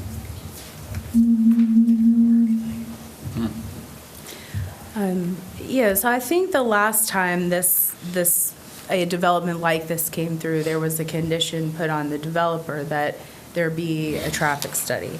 I can't remember exactly if we did that or not.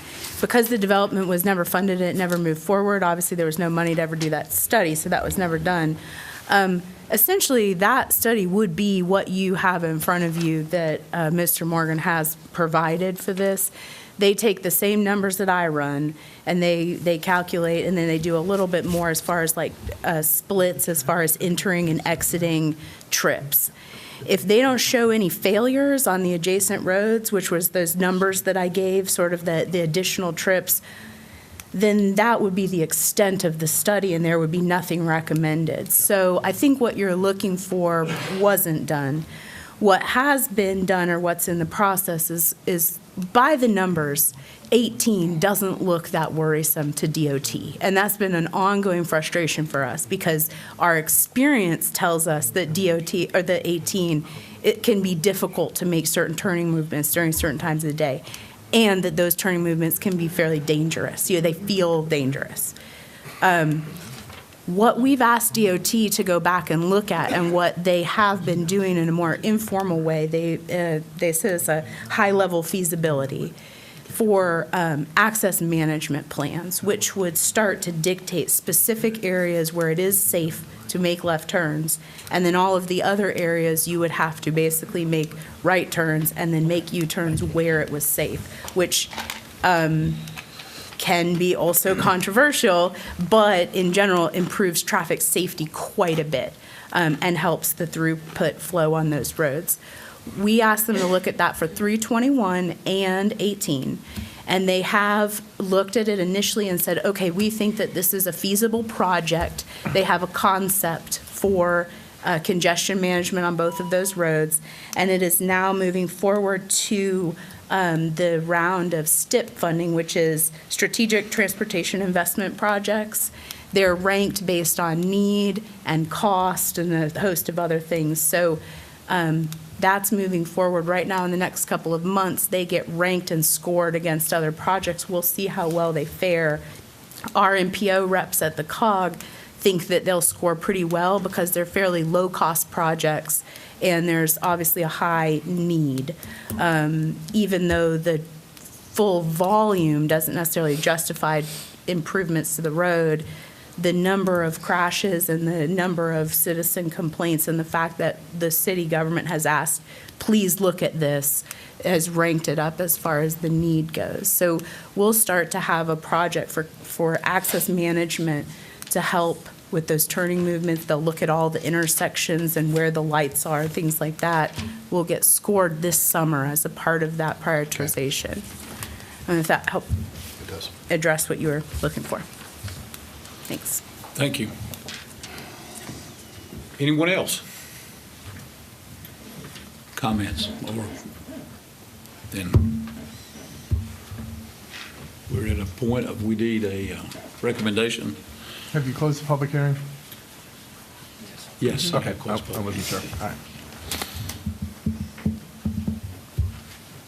I know it's been a while, hasn't it?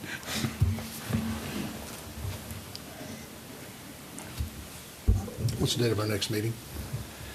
Date of our next meeting, let's see, would be the April 5th. I'm April going to, 2nd, it may be 2nd. April 2nd.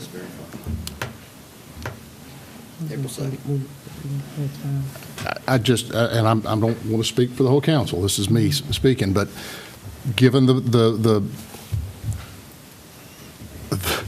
problems that go along with these conditional use, where we get this information literally at the hearing, to digest 10, actually 11 conditions, and to go through the recommendations of staff and all that stuff, I just think it's unfair to the entire process to make that decision in one night. I agree. It may not change the outcome, it may not change the way this is decided, but I will feel like that I will have done my due diligence to the extent that I can legally, and it's pretty much going to be limited to this report and to go through and study, but there's page after page in this report.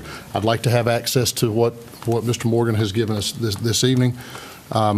My opinion tonight would be, and I hate to drag everyone through this again, but for the sake of doing it right, I don't mind doing that. Right. I would make a motion that we table this until the next meeting for vote.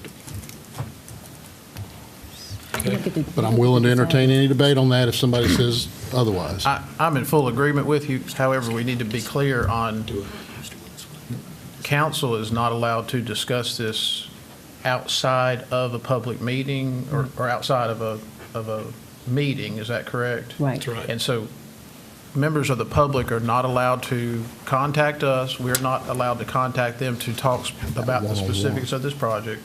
And we are not allowed to talk outside of a meeting. I will check on whether you can talk to each other outside the meeting. I suspect you can't, but I want to get you a definitive answer on that. Okay. So if the motion to table passes, I will get you an answer to that by the end of the week. And the point being is this is far different than our typical meetings. We run into one of these every other year or so of this nature. We have conditional uses. Mr. Morgan, I think, wants to ask a question. We're out of the public hearing. Can we? You can entertain whatever you want. Okay. Thank you. And, let me say, it's appropriate for him to ask a question. I do not think it's appropriate for him to offer additional evidence in support of his position. You've closed the public hearing. Unless you choose to reopen it, he can ask a question, and you can decide whether to answer it. Okay. Or he can make a comment. Yes. Comment is potentially offering additional evidence, and you've closed the public hearing, so I would be concerned about that. Okay. I have some deadlines that I am working off of. I have been very forthcoming with the information that I put in record. The information that related to the market study was given free and willingly. But as far as the conditions on this particular development, we have worked for 9 months in order to meet what we knew the neighborhood was looking for, and I think we met that. The conditions that we have, I think, are fair.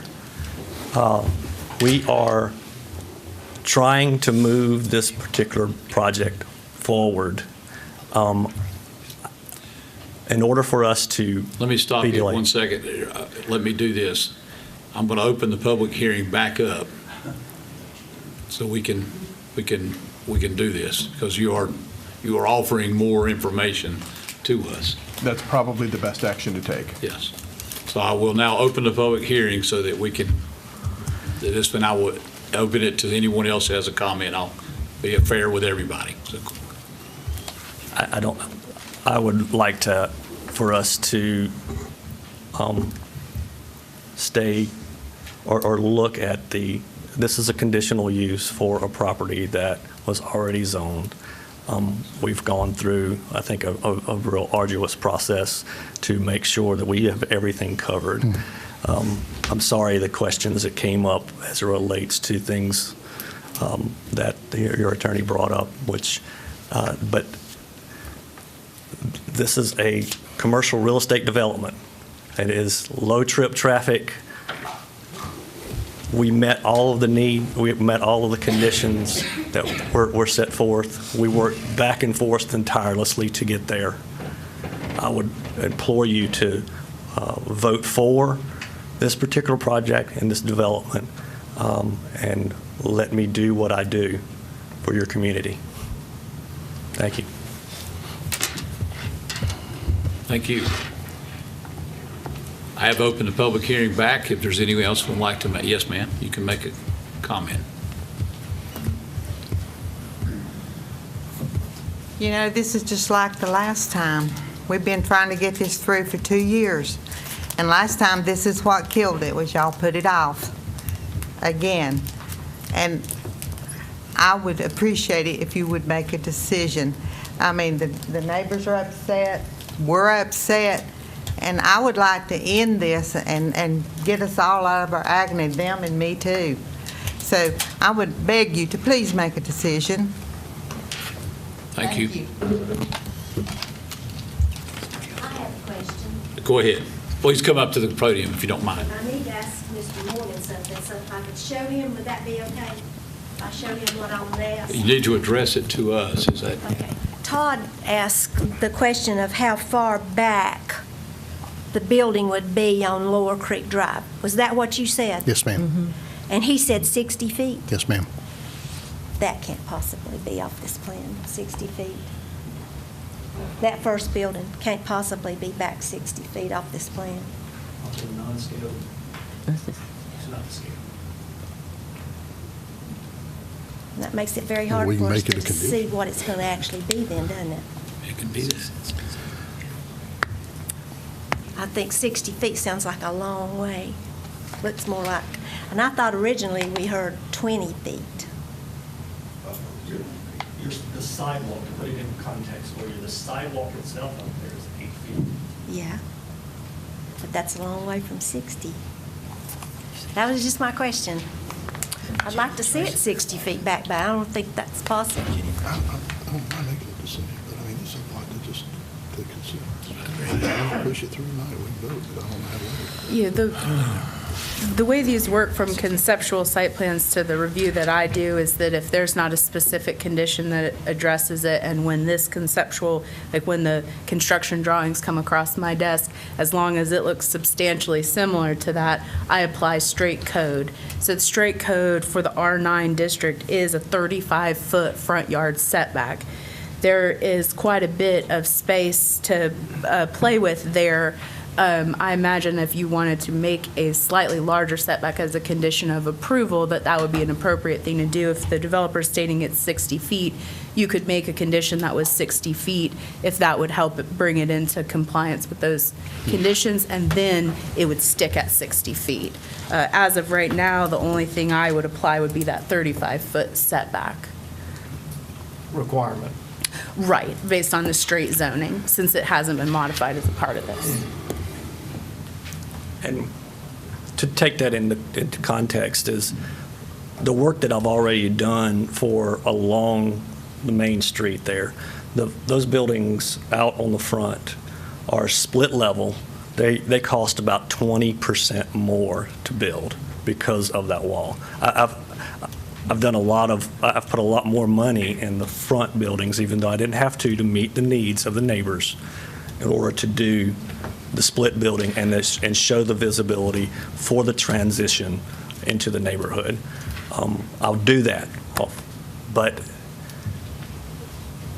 I do need to have the idea of the flexibility to be able to do what I feel like the overall intent would have been, and that is to, as you visually drive down the road, you look over and you see single family, and then down the hill you only see a 2-story with that vista and that view. Okay, thank you. Anything else? Any other questions? Anything while we're still in the public hearing part?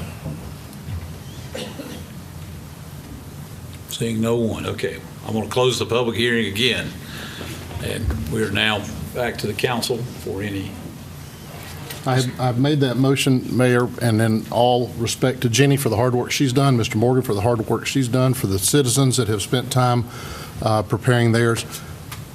You've had more time than we have. That's just not an excuse. That's just the reality of it all. And we are elected to be fair and impartial and make the decisions that are best for this city, and to have it now for a little less than 2 hours, personally for me, I'd rather have a little more time. I've got some questions I would like to ask one-on-one with our city attorney. I've got some questions I'd like to talk with the mayor about. It doesn't mean it's going to change how I ultimately vote or how any of you ultimately vote, but I think everyone would appreciate, to get it done right, to have enough time to consider it. We're asking for 2 weeks. I don't know how that impacts the financing of this. You've had a lot more time to consider it than we have. I have a motion on the floor from Councilmember Perdue that we table this until the April the 2nd meeting of the City Council, so that we can, for further research and review, knowledge, whatever you want to review. Yes. You know, it sounds like I haven't heard any complaints about the buildings. They appear to be, consistent with what's down Lower Creek Drive. That it sounds to me like it's all coming back to traffic. Always does. All right, you've heard the motion. It's on the floor. I'll ask for the vote. All in favor, please say aye. Aye. Aye. All opposed? And we'll have to verify that Mr. Willis is not here tonight. Mr. Willis is not here, and he cannot participate He did serve. Oh, right, yes. I believe he would be barred from considering it at the April 2nd meeting since he was not here for this. I'll check on that. It may be that he can watch the video, so that's another thing I'll check on. All right. And you will get back to us with what we can do amongst ourselves then. Sure, yes. I just think it helps make an informed decision. City Attorney, clarification too, the public hearing is closed, so no additional evidence will be brought? Right. No questions? Okay. It'll be for the council to consider on April the That's right, for 2nd. council consideration. So the vote was unanimous at, what we got here, 5-0. 5-0. Thank you. We appreciate everyone being here with us tonight that was involved in this. We've still got several other items to take care of. No, there's not, but I still want to make sure I understand the whole.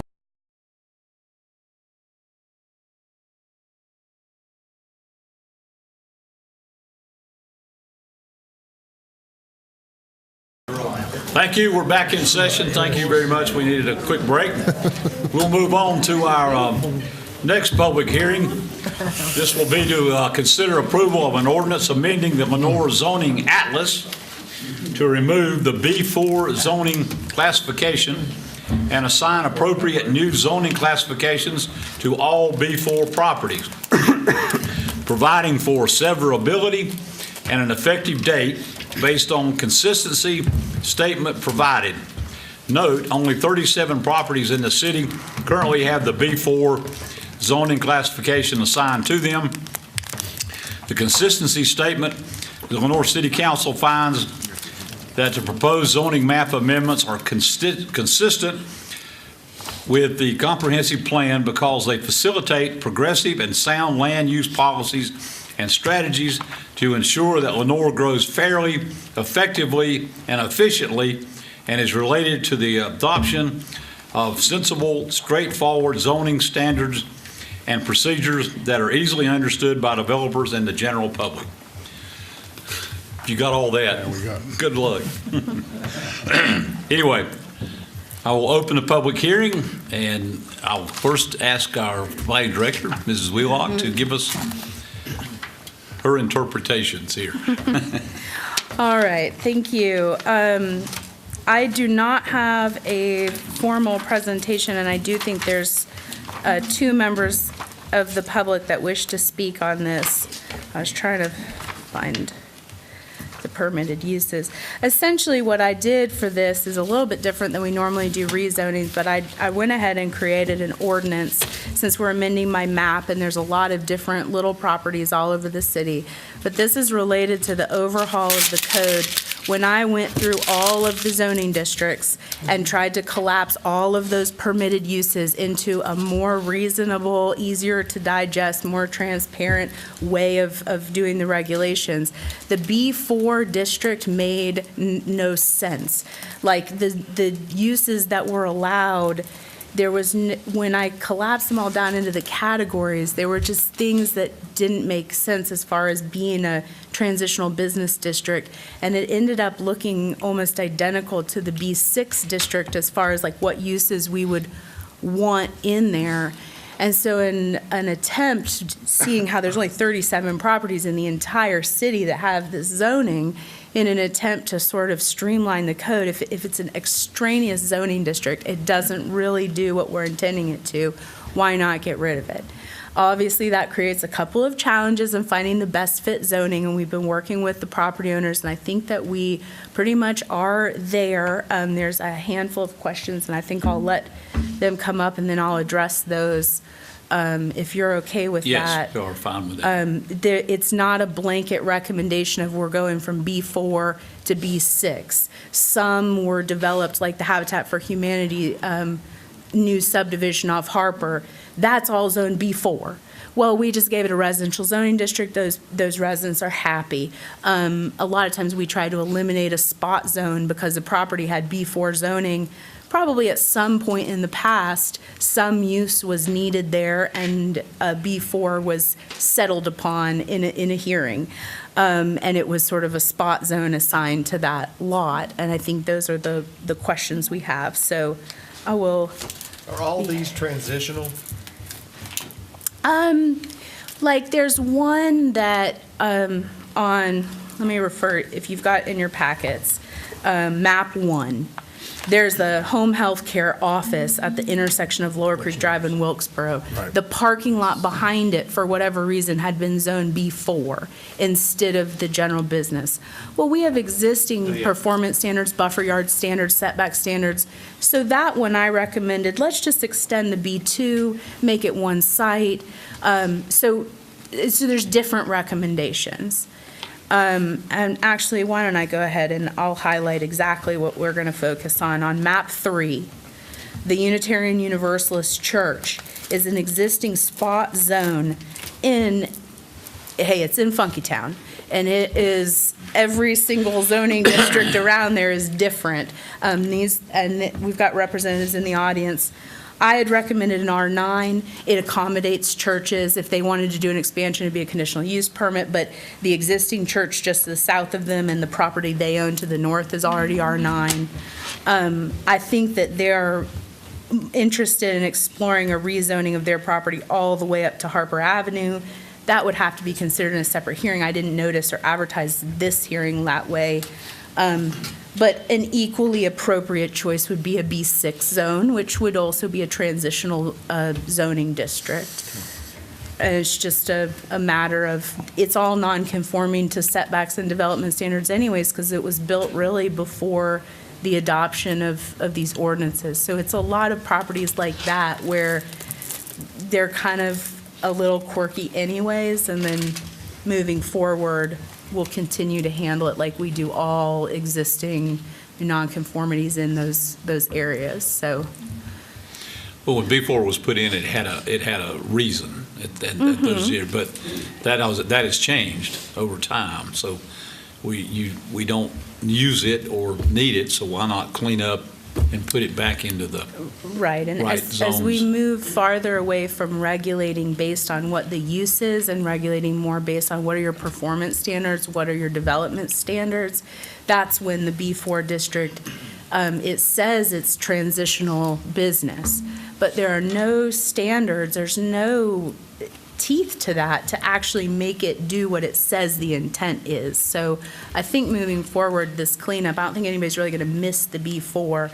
The challenge is these handful of properties that are already a little quirky, how do you assign a new zoning classification to them moving forward?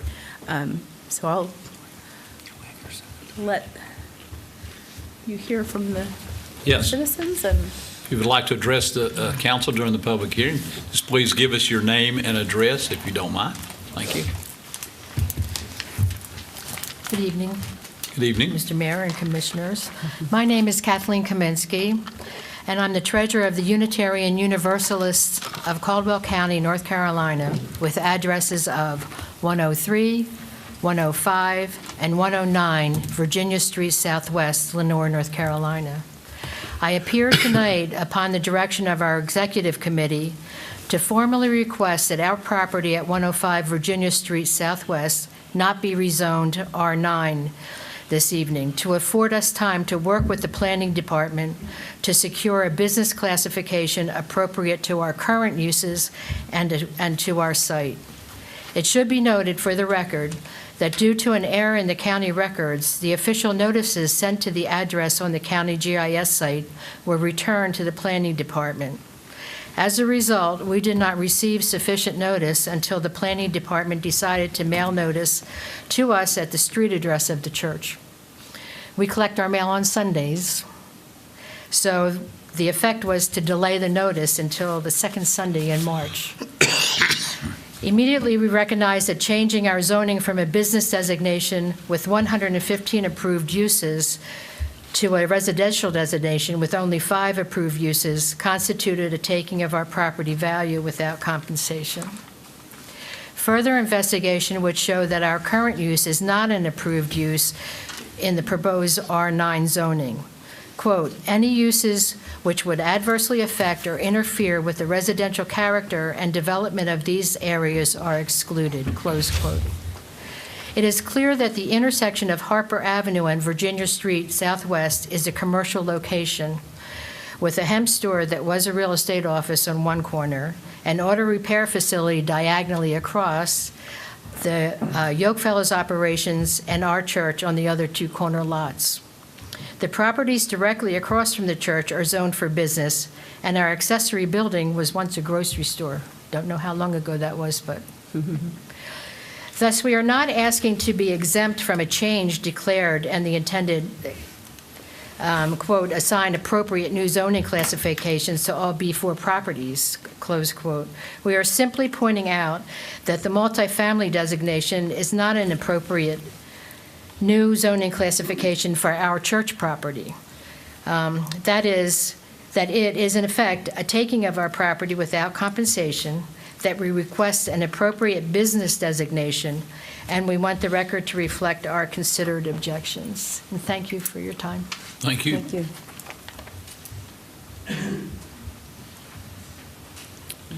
Yes, ma'am.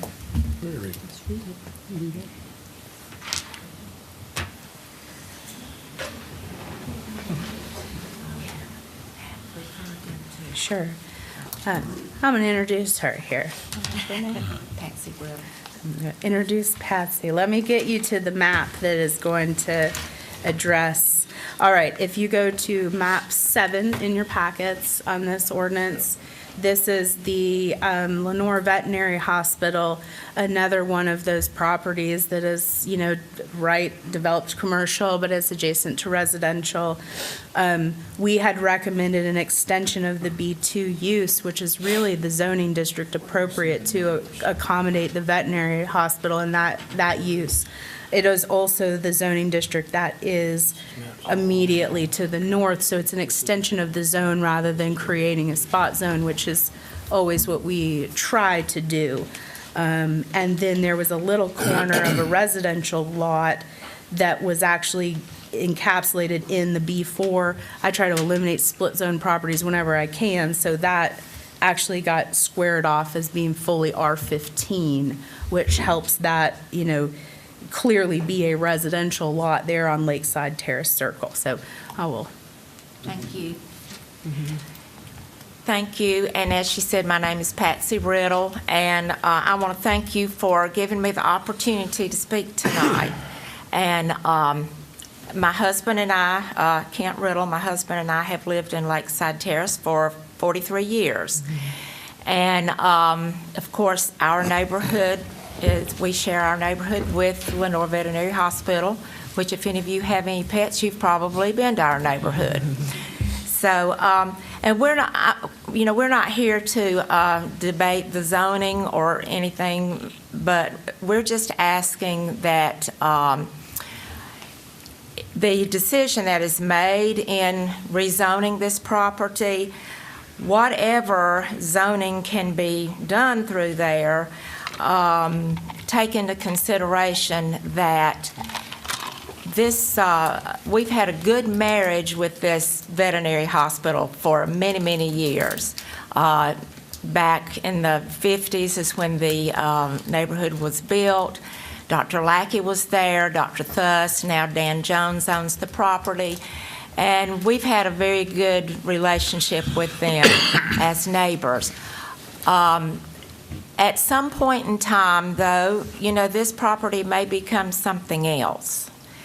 And we would just like to see that whatever consideration can be taken in seeing that the only access to that property is through our neighborhood. And so, if there's a restaurant, and at this time there's not any plans for that property, but if in the future we could have possibility of one of those by right properties like she's talking about, or a 24-hour McDonald's, or a tire store, or a restaurant, or something.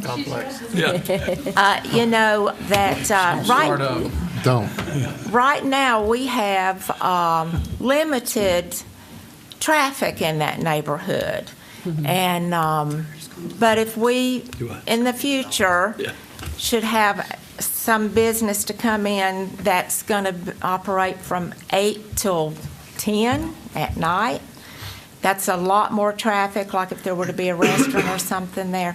There's no access except for coming through our neighborhood. You cannot access that property from Victoria Court, or as it is now. And if you'll notice, there's a house right there in that, right beside the Lenore Veterinary Hospital, that is going to be in this new zoning.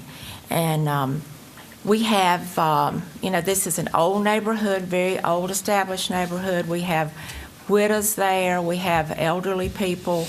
We also have young people coming in now as well with young children. So, we want this neighborhood to thrive. We want the value of our property to thrive. We want the safety of our neighborhood to remain, safe as it is. We have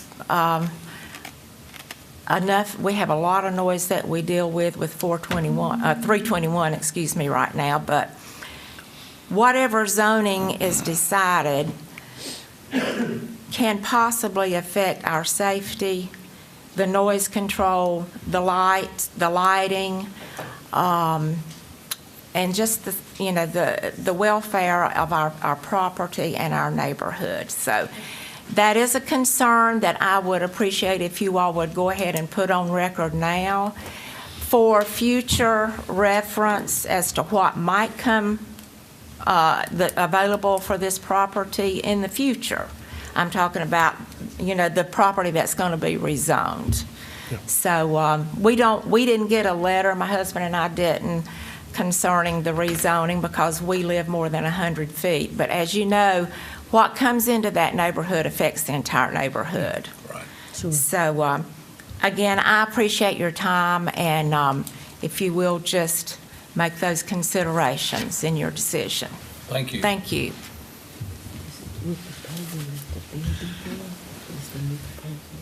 Anyone else that would like to address the council concerning? Consistent with that. Patsy, you're to be commended for 43 years living with that guy.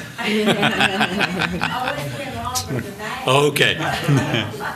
Do you have a spare key to the city? I probably do. Okay, thank you.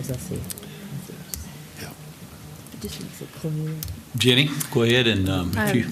Well, just to address the access issue, this comes up a lot. We can't condition rezonings to straight zoning. One of the things that we've talked about, and I've talked about with, thank you. Public Works Director, Mr. Wright, is coming up with more street classifications where we could start to have more context-sensitive access standards, streetscape standards, and things like that. So in the future, it may be that we would have a better set of rules to say force access onto the more, commercial thoroughfare. Today, we don't. So that is fair, although B4 today allows quite a bit of development. So we're not really changing that situation exactly on the Lenore Veterinary Hospital. So I'm available to answer questions. The tricky thing about this is if we delay action on this to work out some of the questions on zoning districts, you may potentially need to change the effective date of the next ordinance and the hearing, because it would eliminate all of the rules that would pertain to these properties. I think it's important to note that this is all staff initiated. None of these property owners have said, oh, good, we are about to do a major development and this zoning will help us. So I'm happy to try to address concerns or answer questions. Yeah, if you'll speak to the situation on Virginia Street. Yep, this one's a tricky one. This really, I've been scratching my head over. Let's get to that map. Map 3, yes.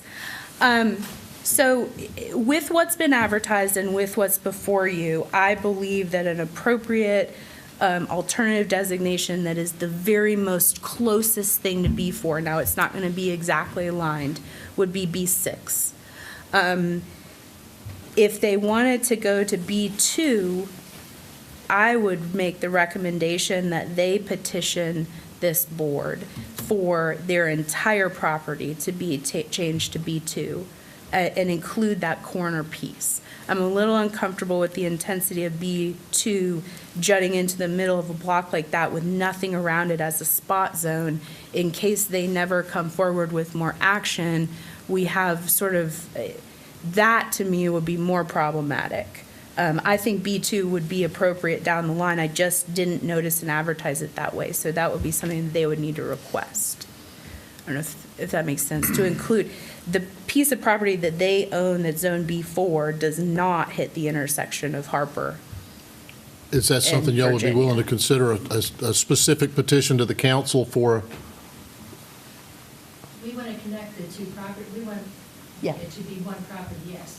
And it sounds like B2 would So you be want B2 more then? advantageous to them. We want a business designation. It does whatever's supposed, whatever. Just had to work with Jenny to go through that process. Yeah.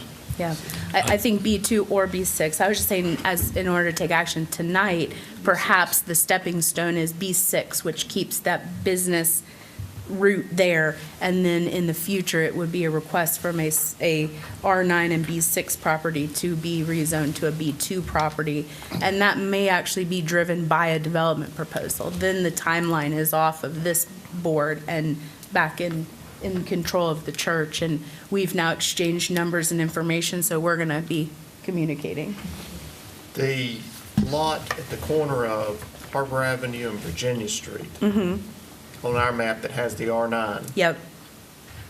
Who owns that property? I mean, is that not? They part of- do. Okay. It's two lots. That's where They the were- sign sits, right? Yeah. They were acquired at different times. So they own from there to College. No, there's another church in the R9 district Different below them. church. Different church. Okay. Which is why I initially had recommended R9, because I figure if we're going to have a bunch of non-conforming churches in R9, it all kind of works together. But B6 is also appropriate, it's just still a spot zone. I think in this case, it's an appropriate and not arbitrary spot zone to protect the existing development rights. So Jenny, what are you saying, is combine the two and designate them as a B6? That's not included in the ordinance. That's what the church would like to do. I think in the future, they could petition the rest of the property. The only thing I've advertised is the middle piece that's highlighted. Oh, okay. That's the only piece that had To become B4. B6. No. Right. So tonight, No, she's asking. Well, she's asking for R9, but she's changed it to B6. Okay, Accommodate them. To okay. accommodate what they're. And if they want more than that to go to B2, they can make the specific Right. request to That's right. council. They could go back and Yes. work with her to do that. that's my revised staff recommendation. Okay. So you could adopt, probably make a motion to change the, I will tell you exactly where it is in the ordinance to change it.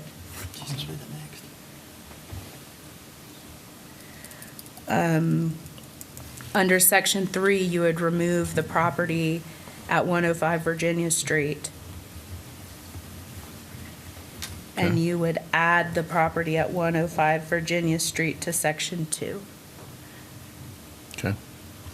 And I could do that prior to recording if that was the motion made tonight. Okay. Okay. And now to the Now to the Lakeside Terrace. hospital, veterinary hospital. Map 7. So Recommend. the reasoning behind keeping with the B2, and my recommendation remains to stay B2 with that, is because I do not believe under the proposed B6 that the veterinarian hospital would be allowed that intensity of a use, and that is the zoning they have near there. So I think that the concerns brought up by the neighbors are valid ones that are true throughout the city, wherever we have a budding commercial and residential with street characteristics that differ. So that is sort of where I think staff has some work to do as far as creating those context-sensitive standards that we're aiming to get to. And that's within the work plan, but obviously not a high level of comfort In the B2, tonight. was that the truly transitional? B2 is general business. general That would be business. the business district that Which is one up and did not down. allow the 24-hour? That would be B6. B6, yeah. Yep. Yep, so we, you could But you're not also- saying that the veterinary hospital is not allowed in B6? Let me find the page. Because if it was, then. I think it had to do with not knowing whether or not they had kennels. I think it's the kennels, the overnight use. Currently? Been there forever.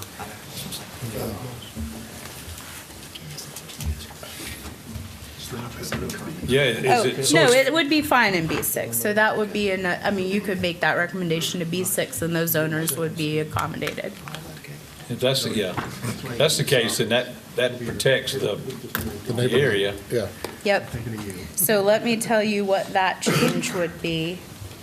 You would want to remove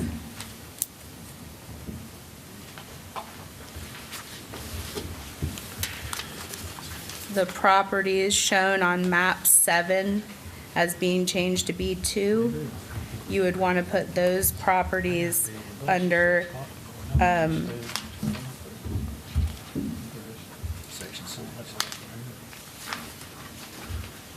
under section 8 of the proposed ordinance. And I apologize, I misspoke the last one. You also want to put the Unitarian Universalist into section 8, not section 2. Okay. I'm sorry.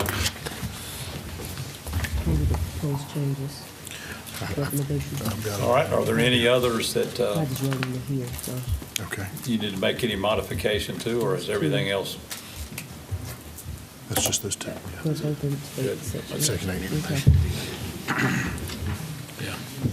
Well, we're still in public hearing. I need to close that if we're gonna, if we're done with that. Is there any other comments from anyone? If not, I'm gonna close the public hearing on that. Yeah. I want to make sure I understand that you're recommending that we go from B4 to B6. That's going to limit the 24-hour uses and be much It's a more. much more that's gonna comfortable be zone much more- for you. All right, thank you. Okay. Then I will close the public hearing if there's nothing else to come, and I'll turn it over to council for any action. We'll need to make a motion to make some changes, I guess. I've got 'em written. You got them. You can, if you want to. Make a motion that we approve the ordinance as presented with the following exceptions. Tell Becky you'll be there in a little Well, while. it's Ben Willis. Bill was over, he missed it, he missed it. To approve the ordinance as submitted with the following changes. Under Section 3, remove 105 Virginia Street and add 105 Virginia Street to Section 8. So remove from Section 3, add to Section 8. With regard to the Lakeside Terrace property, remove the property from map 7 as B2 and to now reflect B6 and Section 8 of the ordinance. You make somebody a good secretary, buddy. I'm well-trained. Okay, does everybody understand the, well, it doesn't matter if you do or don't. That's what we're going to do. That's what we're going to do. So yeah, you have heard the motion on the floor from Councilmember Purdue for the changes in removing B4 and the subsequent changes that we will clean up everything to B6 and other things. If no other discussion, all in favor, please say aye. Aye. All opposed? Thank you. Carries unanimously. We're now through the first two items of our We're now- agenda. Yes, we are. All right. Order breakfast. Thank you for being with us. Okay, item C, this is a public hearing. We'll be able to consider approval of an ordinance amending Appendix A of the Lenore City Code related to use and zoning district performance standards, repealing and replacing the permitted use chart, updating use definitions, establishing a chart of zoning district regulations, establishing a residential commercial zoning district, deleting the B4 zoning district, and eliminating duplicative code sections, providing for codification and an effective date. And and I'm not reading that again. One more time. Now it's feeling. I will open the public hearing. And if you would like to explain this in No. 32 seconds. you 32 can. seconds. So you all remember my presentation from 2 weeks ago? Nothing has That's changed correct. since then. I wanted to make one point of clarification that was mentioned earlier tonight. I think somebody had read off that some of the intent statements of moving away from contentious quasi-judicial hearings. I believe that that's what this board was actually looking for. It is not to eliminate the input from the public. Right. It's that when you have 3 units or 400 units proposed, it's all on the table today. And you have to parse through how much is too much. Tomorrow, there is a maximum cap in this ordinance that says up to this density is basically what you can ask for with the conditional use permit. And beyond that, you have to explore a legislative rezoning for your project. It's not a no, but it puts you in a place where you can go talk to the community and see if it fits. There would be several legislative options. You either upzone the property to a more intense classification that would allow more units, or there's that new residential commercial zone. We're not proposing to apply it anywhere on the map. We want to create it in the code to give some flexibility so that this board can make decisions in the light of day, talking to the public, doing more town hall style meetings. Happy to answer any questions. It's a technical ordinance. It's been in development for years. I don't. All right, anybody have any questions? No. Nobody's asking any questions. Okay, need a recommendation?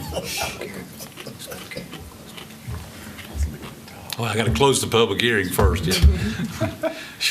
I've been here a long time. Yeah, I will close the public hearing, and I will turn it over to council for any action or discussion. I'll be happy to make a motion that we approve as submitted. As submitted. We have a motion from Councilmember Purdue to approve the approval of the ordinance amending Appendix A, blah, blah, blah, as presented.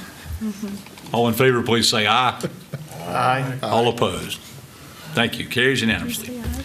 Our last public hearing. This is a public hearing will be held to consider approval of a resolution authorizing the filing of a financing agreement as authorized by North Carolina General Statutes 160A-20 with the North Carolina Local Government Commission, known as the LGC, for approval of the city's metering project. The proposed financing contract and other actions not inconsistent with this resolution. Note, the staff's recommendation of the bid award for this project is listed under item 3, consent agenda items number C for consideration of approval by city council. I open the public hearing for any discussion. Seeing no one that wants to talk, I'll close the public hearing, turn it over Just to. for public information, this is to borrow $4.4 million at a rate of 2.925% for a term of 10 years, and the low bidder on that was U.S. Bancorp. The resolution that's in the agenda packet shows the loan rate at 0%, and it'll need to be. And it was amended in an email you got this afternoon. Yeah, I got that. So- Yeah, so the amended one that you got in your packet would be the one that would be up for consideration, because it reflects exactly what the interest rate is. Okay, you've heard the proposal. Do I hear him? I'll make a motion that we, Did you close the public hearing? Close the public hearing. Yes, I did. Resolution authorizing finance agreement. but we have to do the amended version that we. Just was- adopt the amended resolution. Make a motion that we approve the amended resolution that was sent to council for consideration as presented. You have a motion from Councilmember Thomas to approve the amended resolution as presented to council for your consideration. All in favor, please say aye. Aye. All opposed? Thank you. Carries unanimously. That concludes our public hearings this evening. Wow. All right, we will move on then to consent agenda items consisting of 3 minutes of the city Actually, council. just 2 now. Still need to do the, I thought you already approved.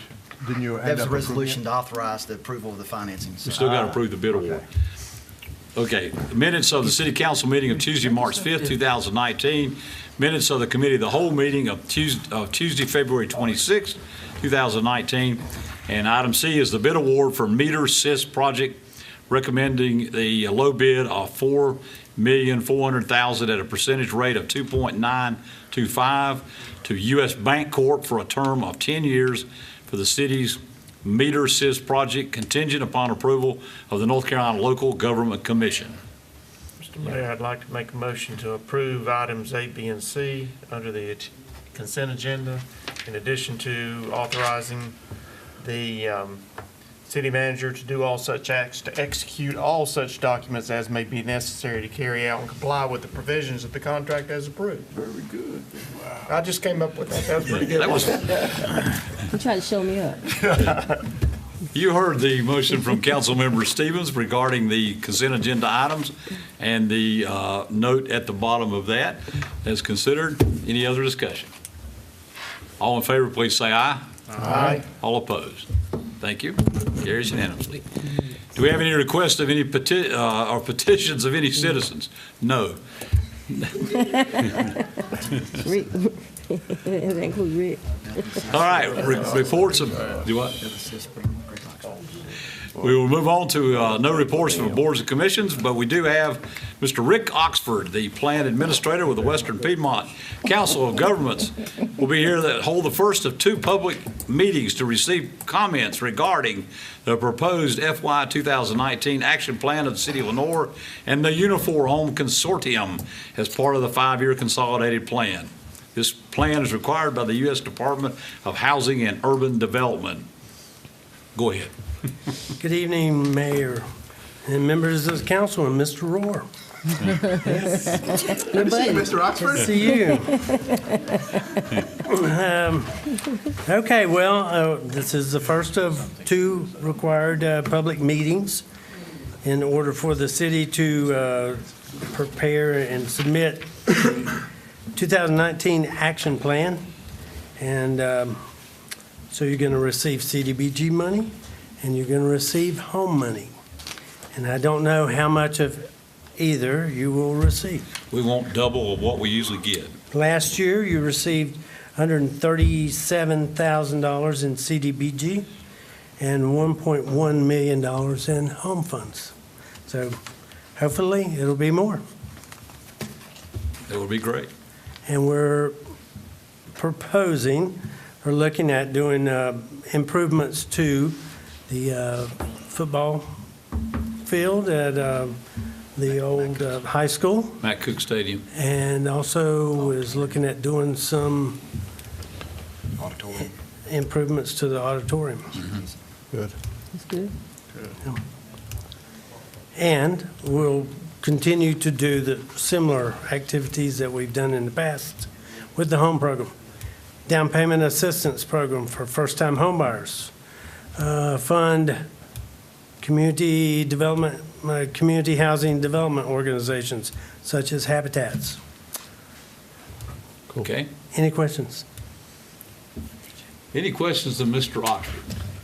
I would like to recognize that he has sat through this 3-hour meeting, and let's put him higher on the agenda next time, Yes. seriously, when he comes.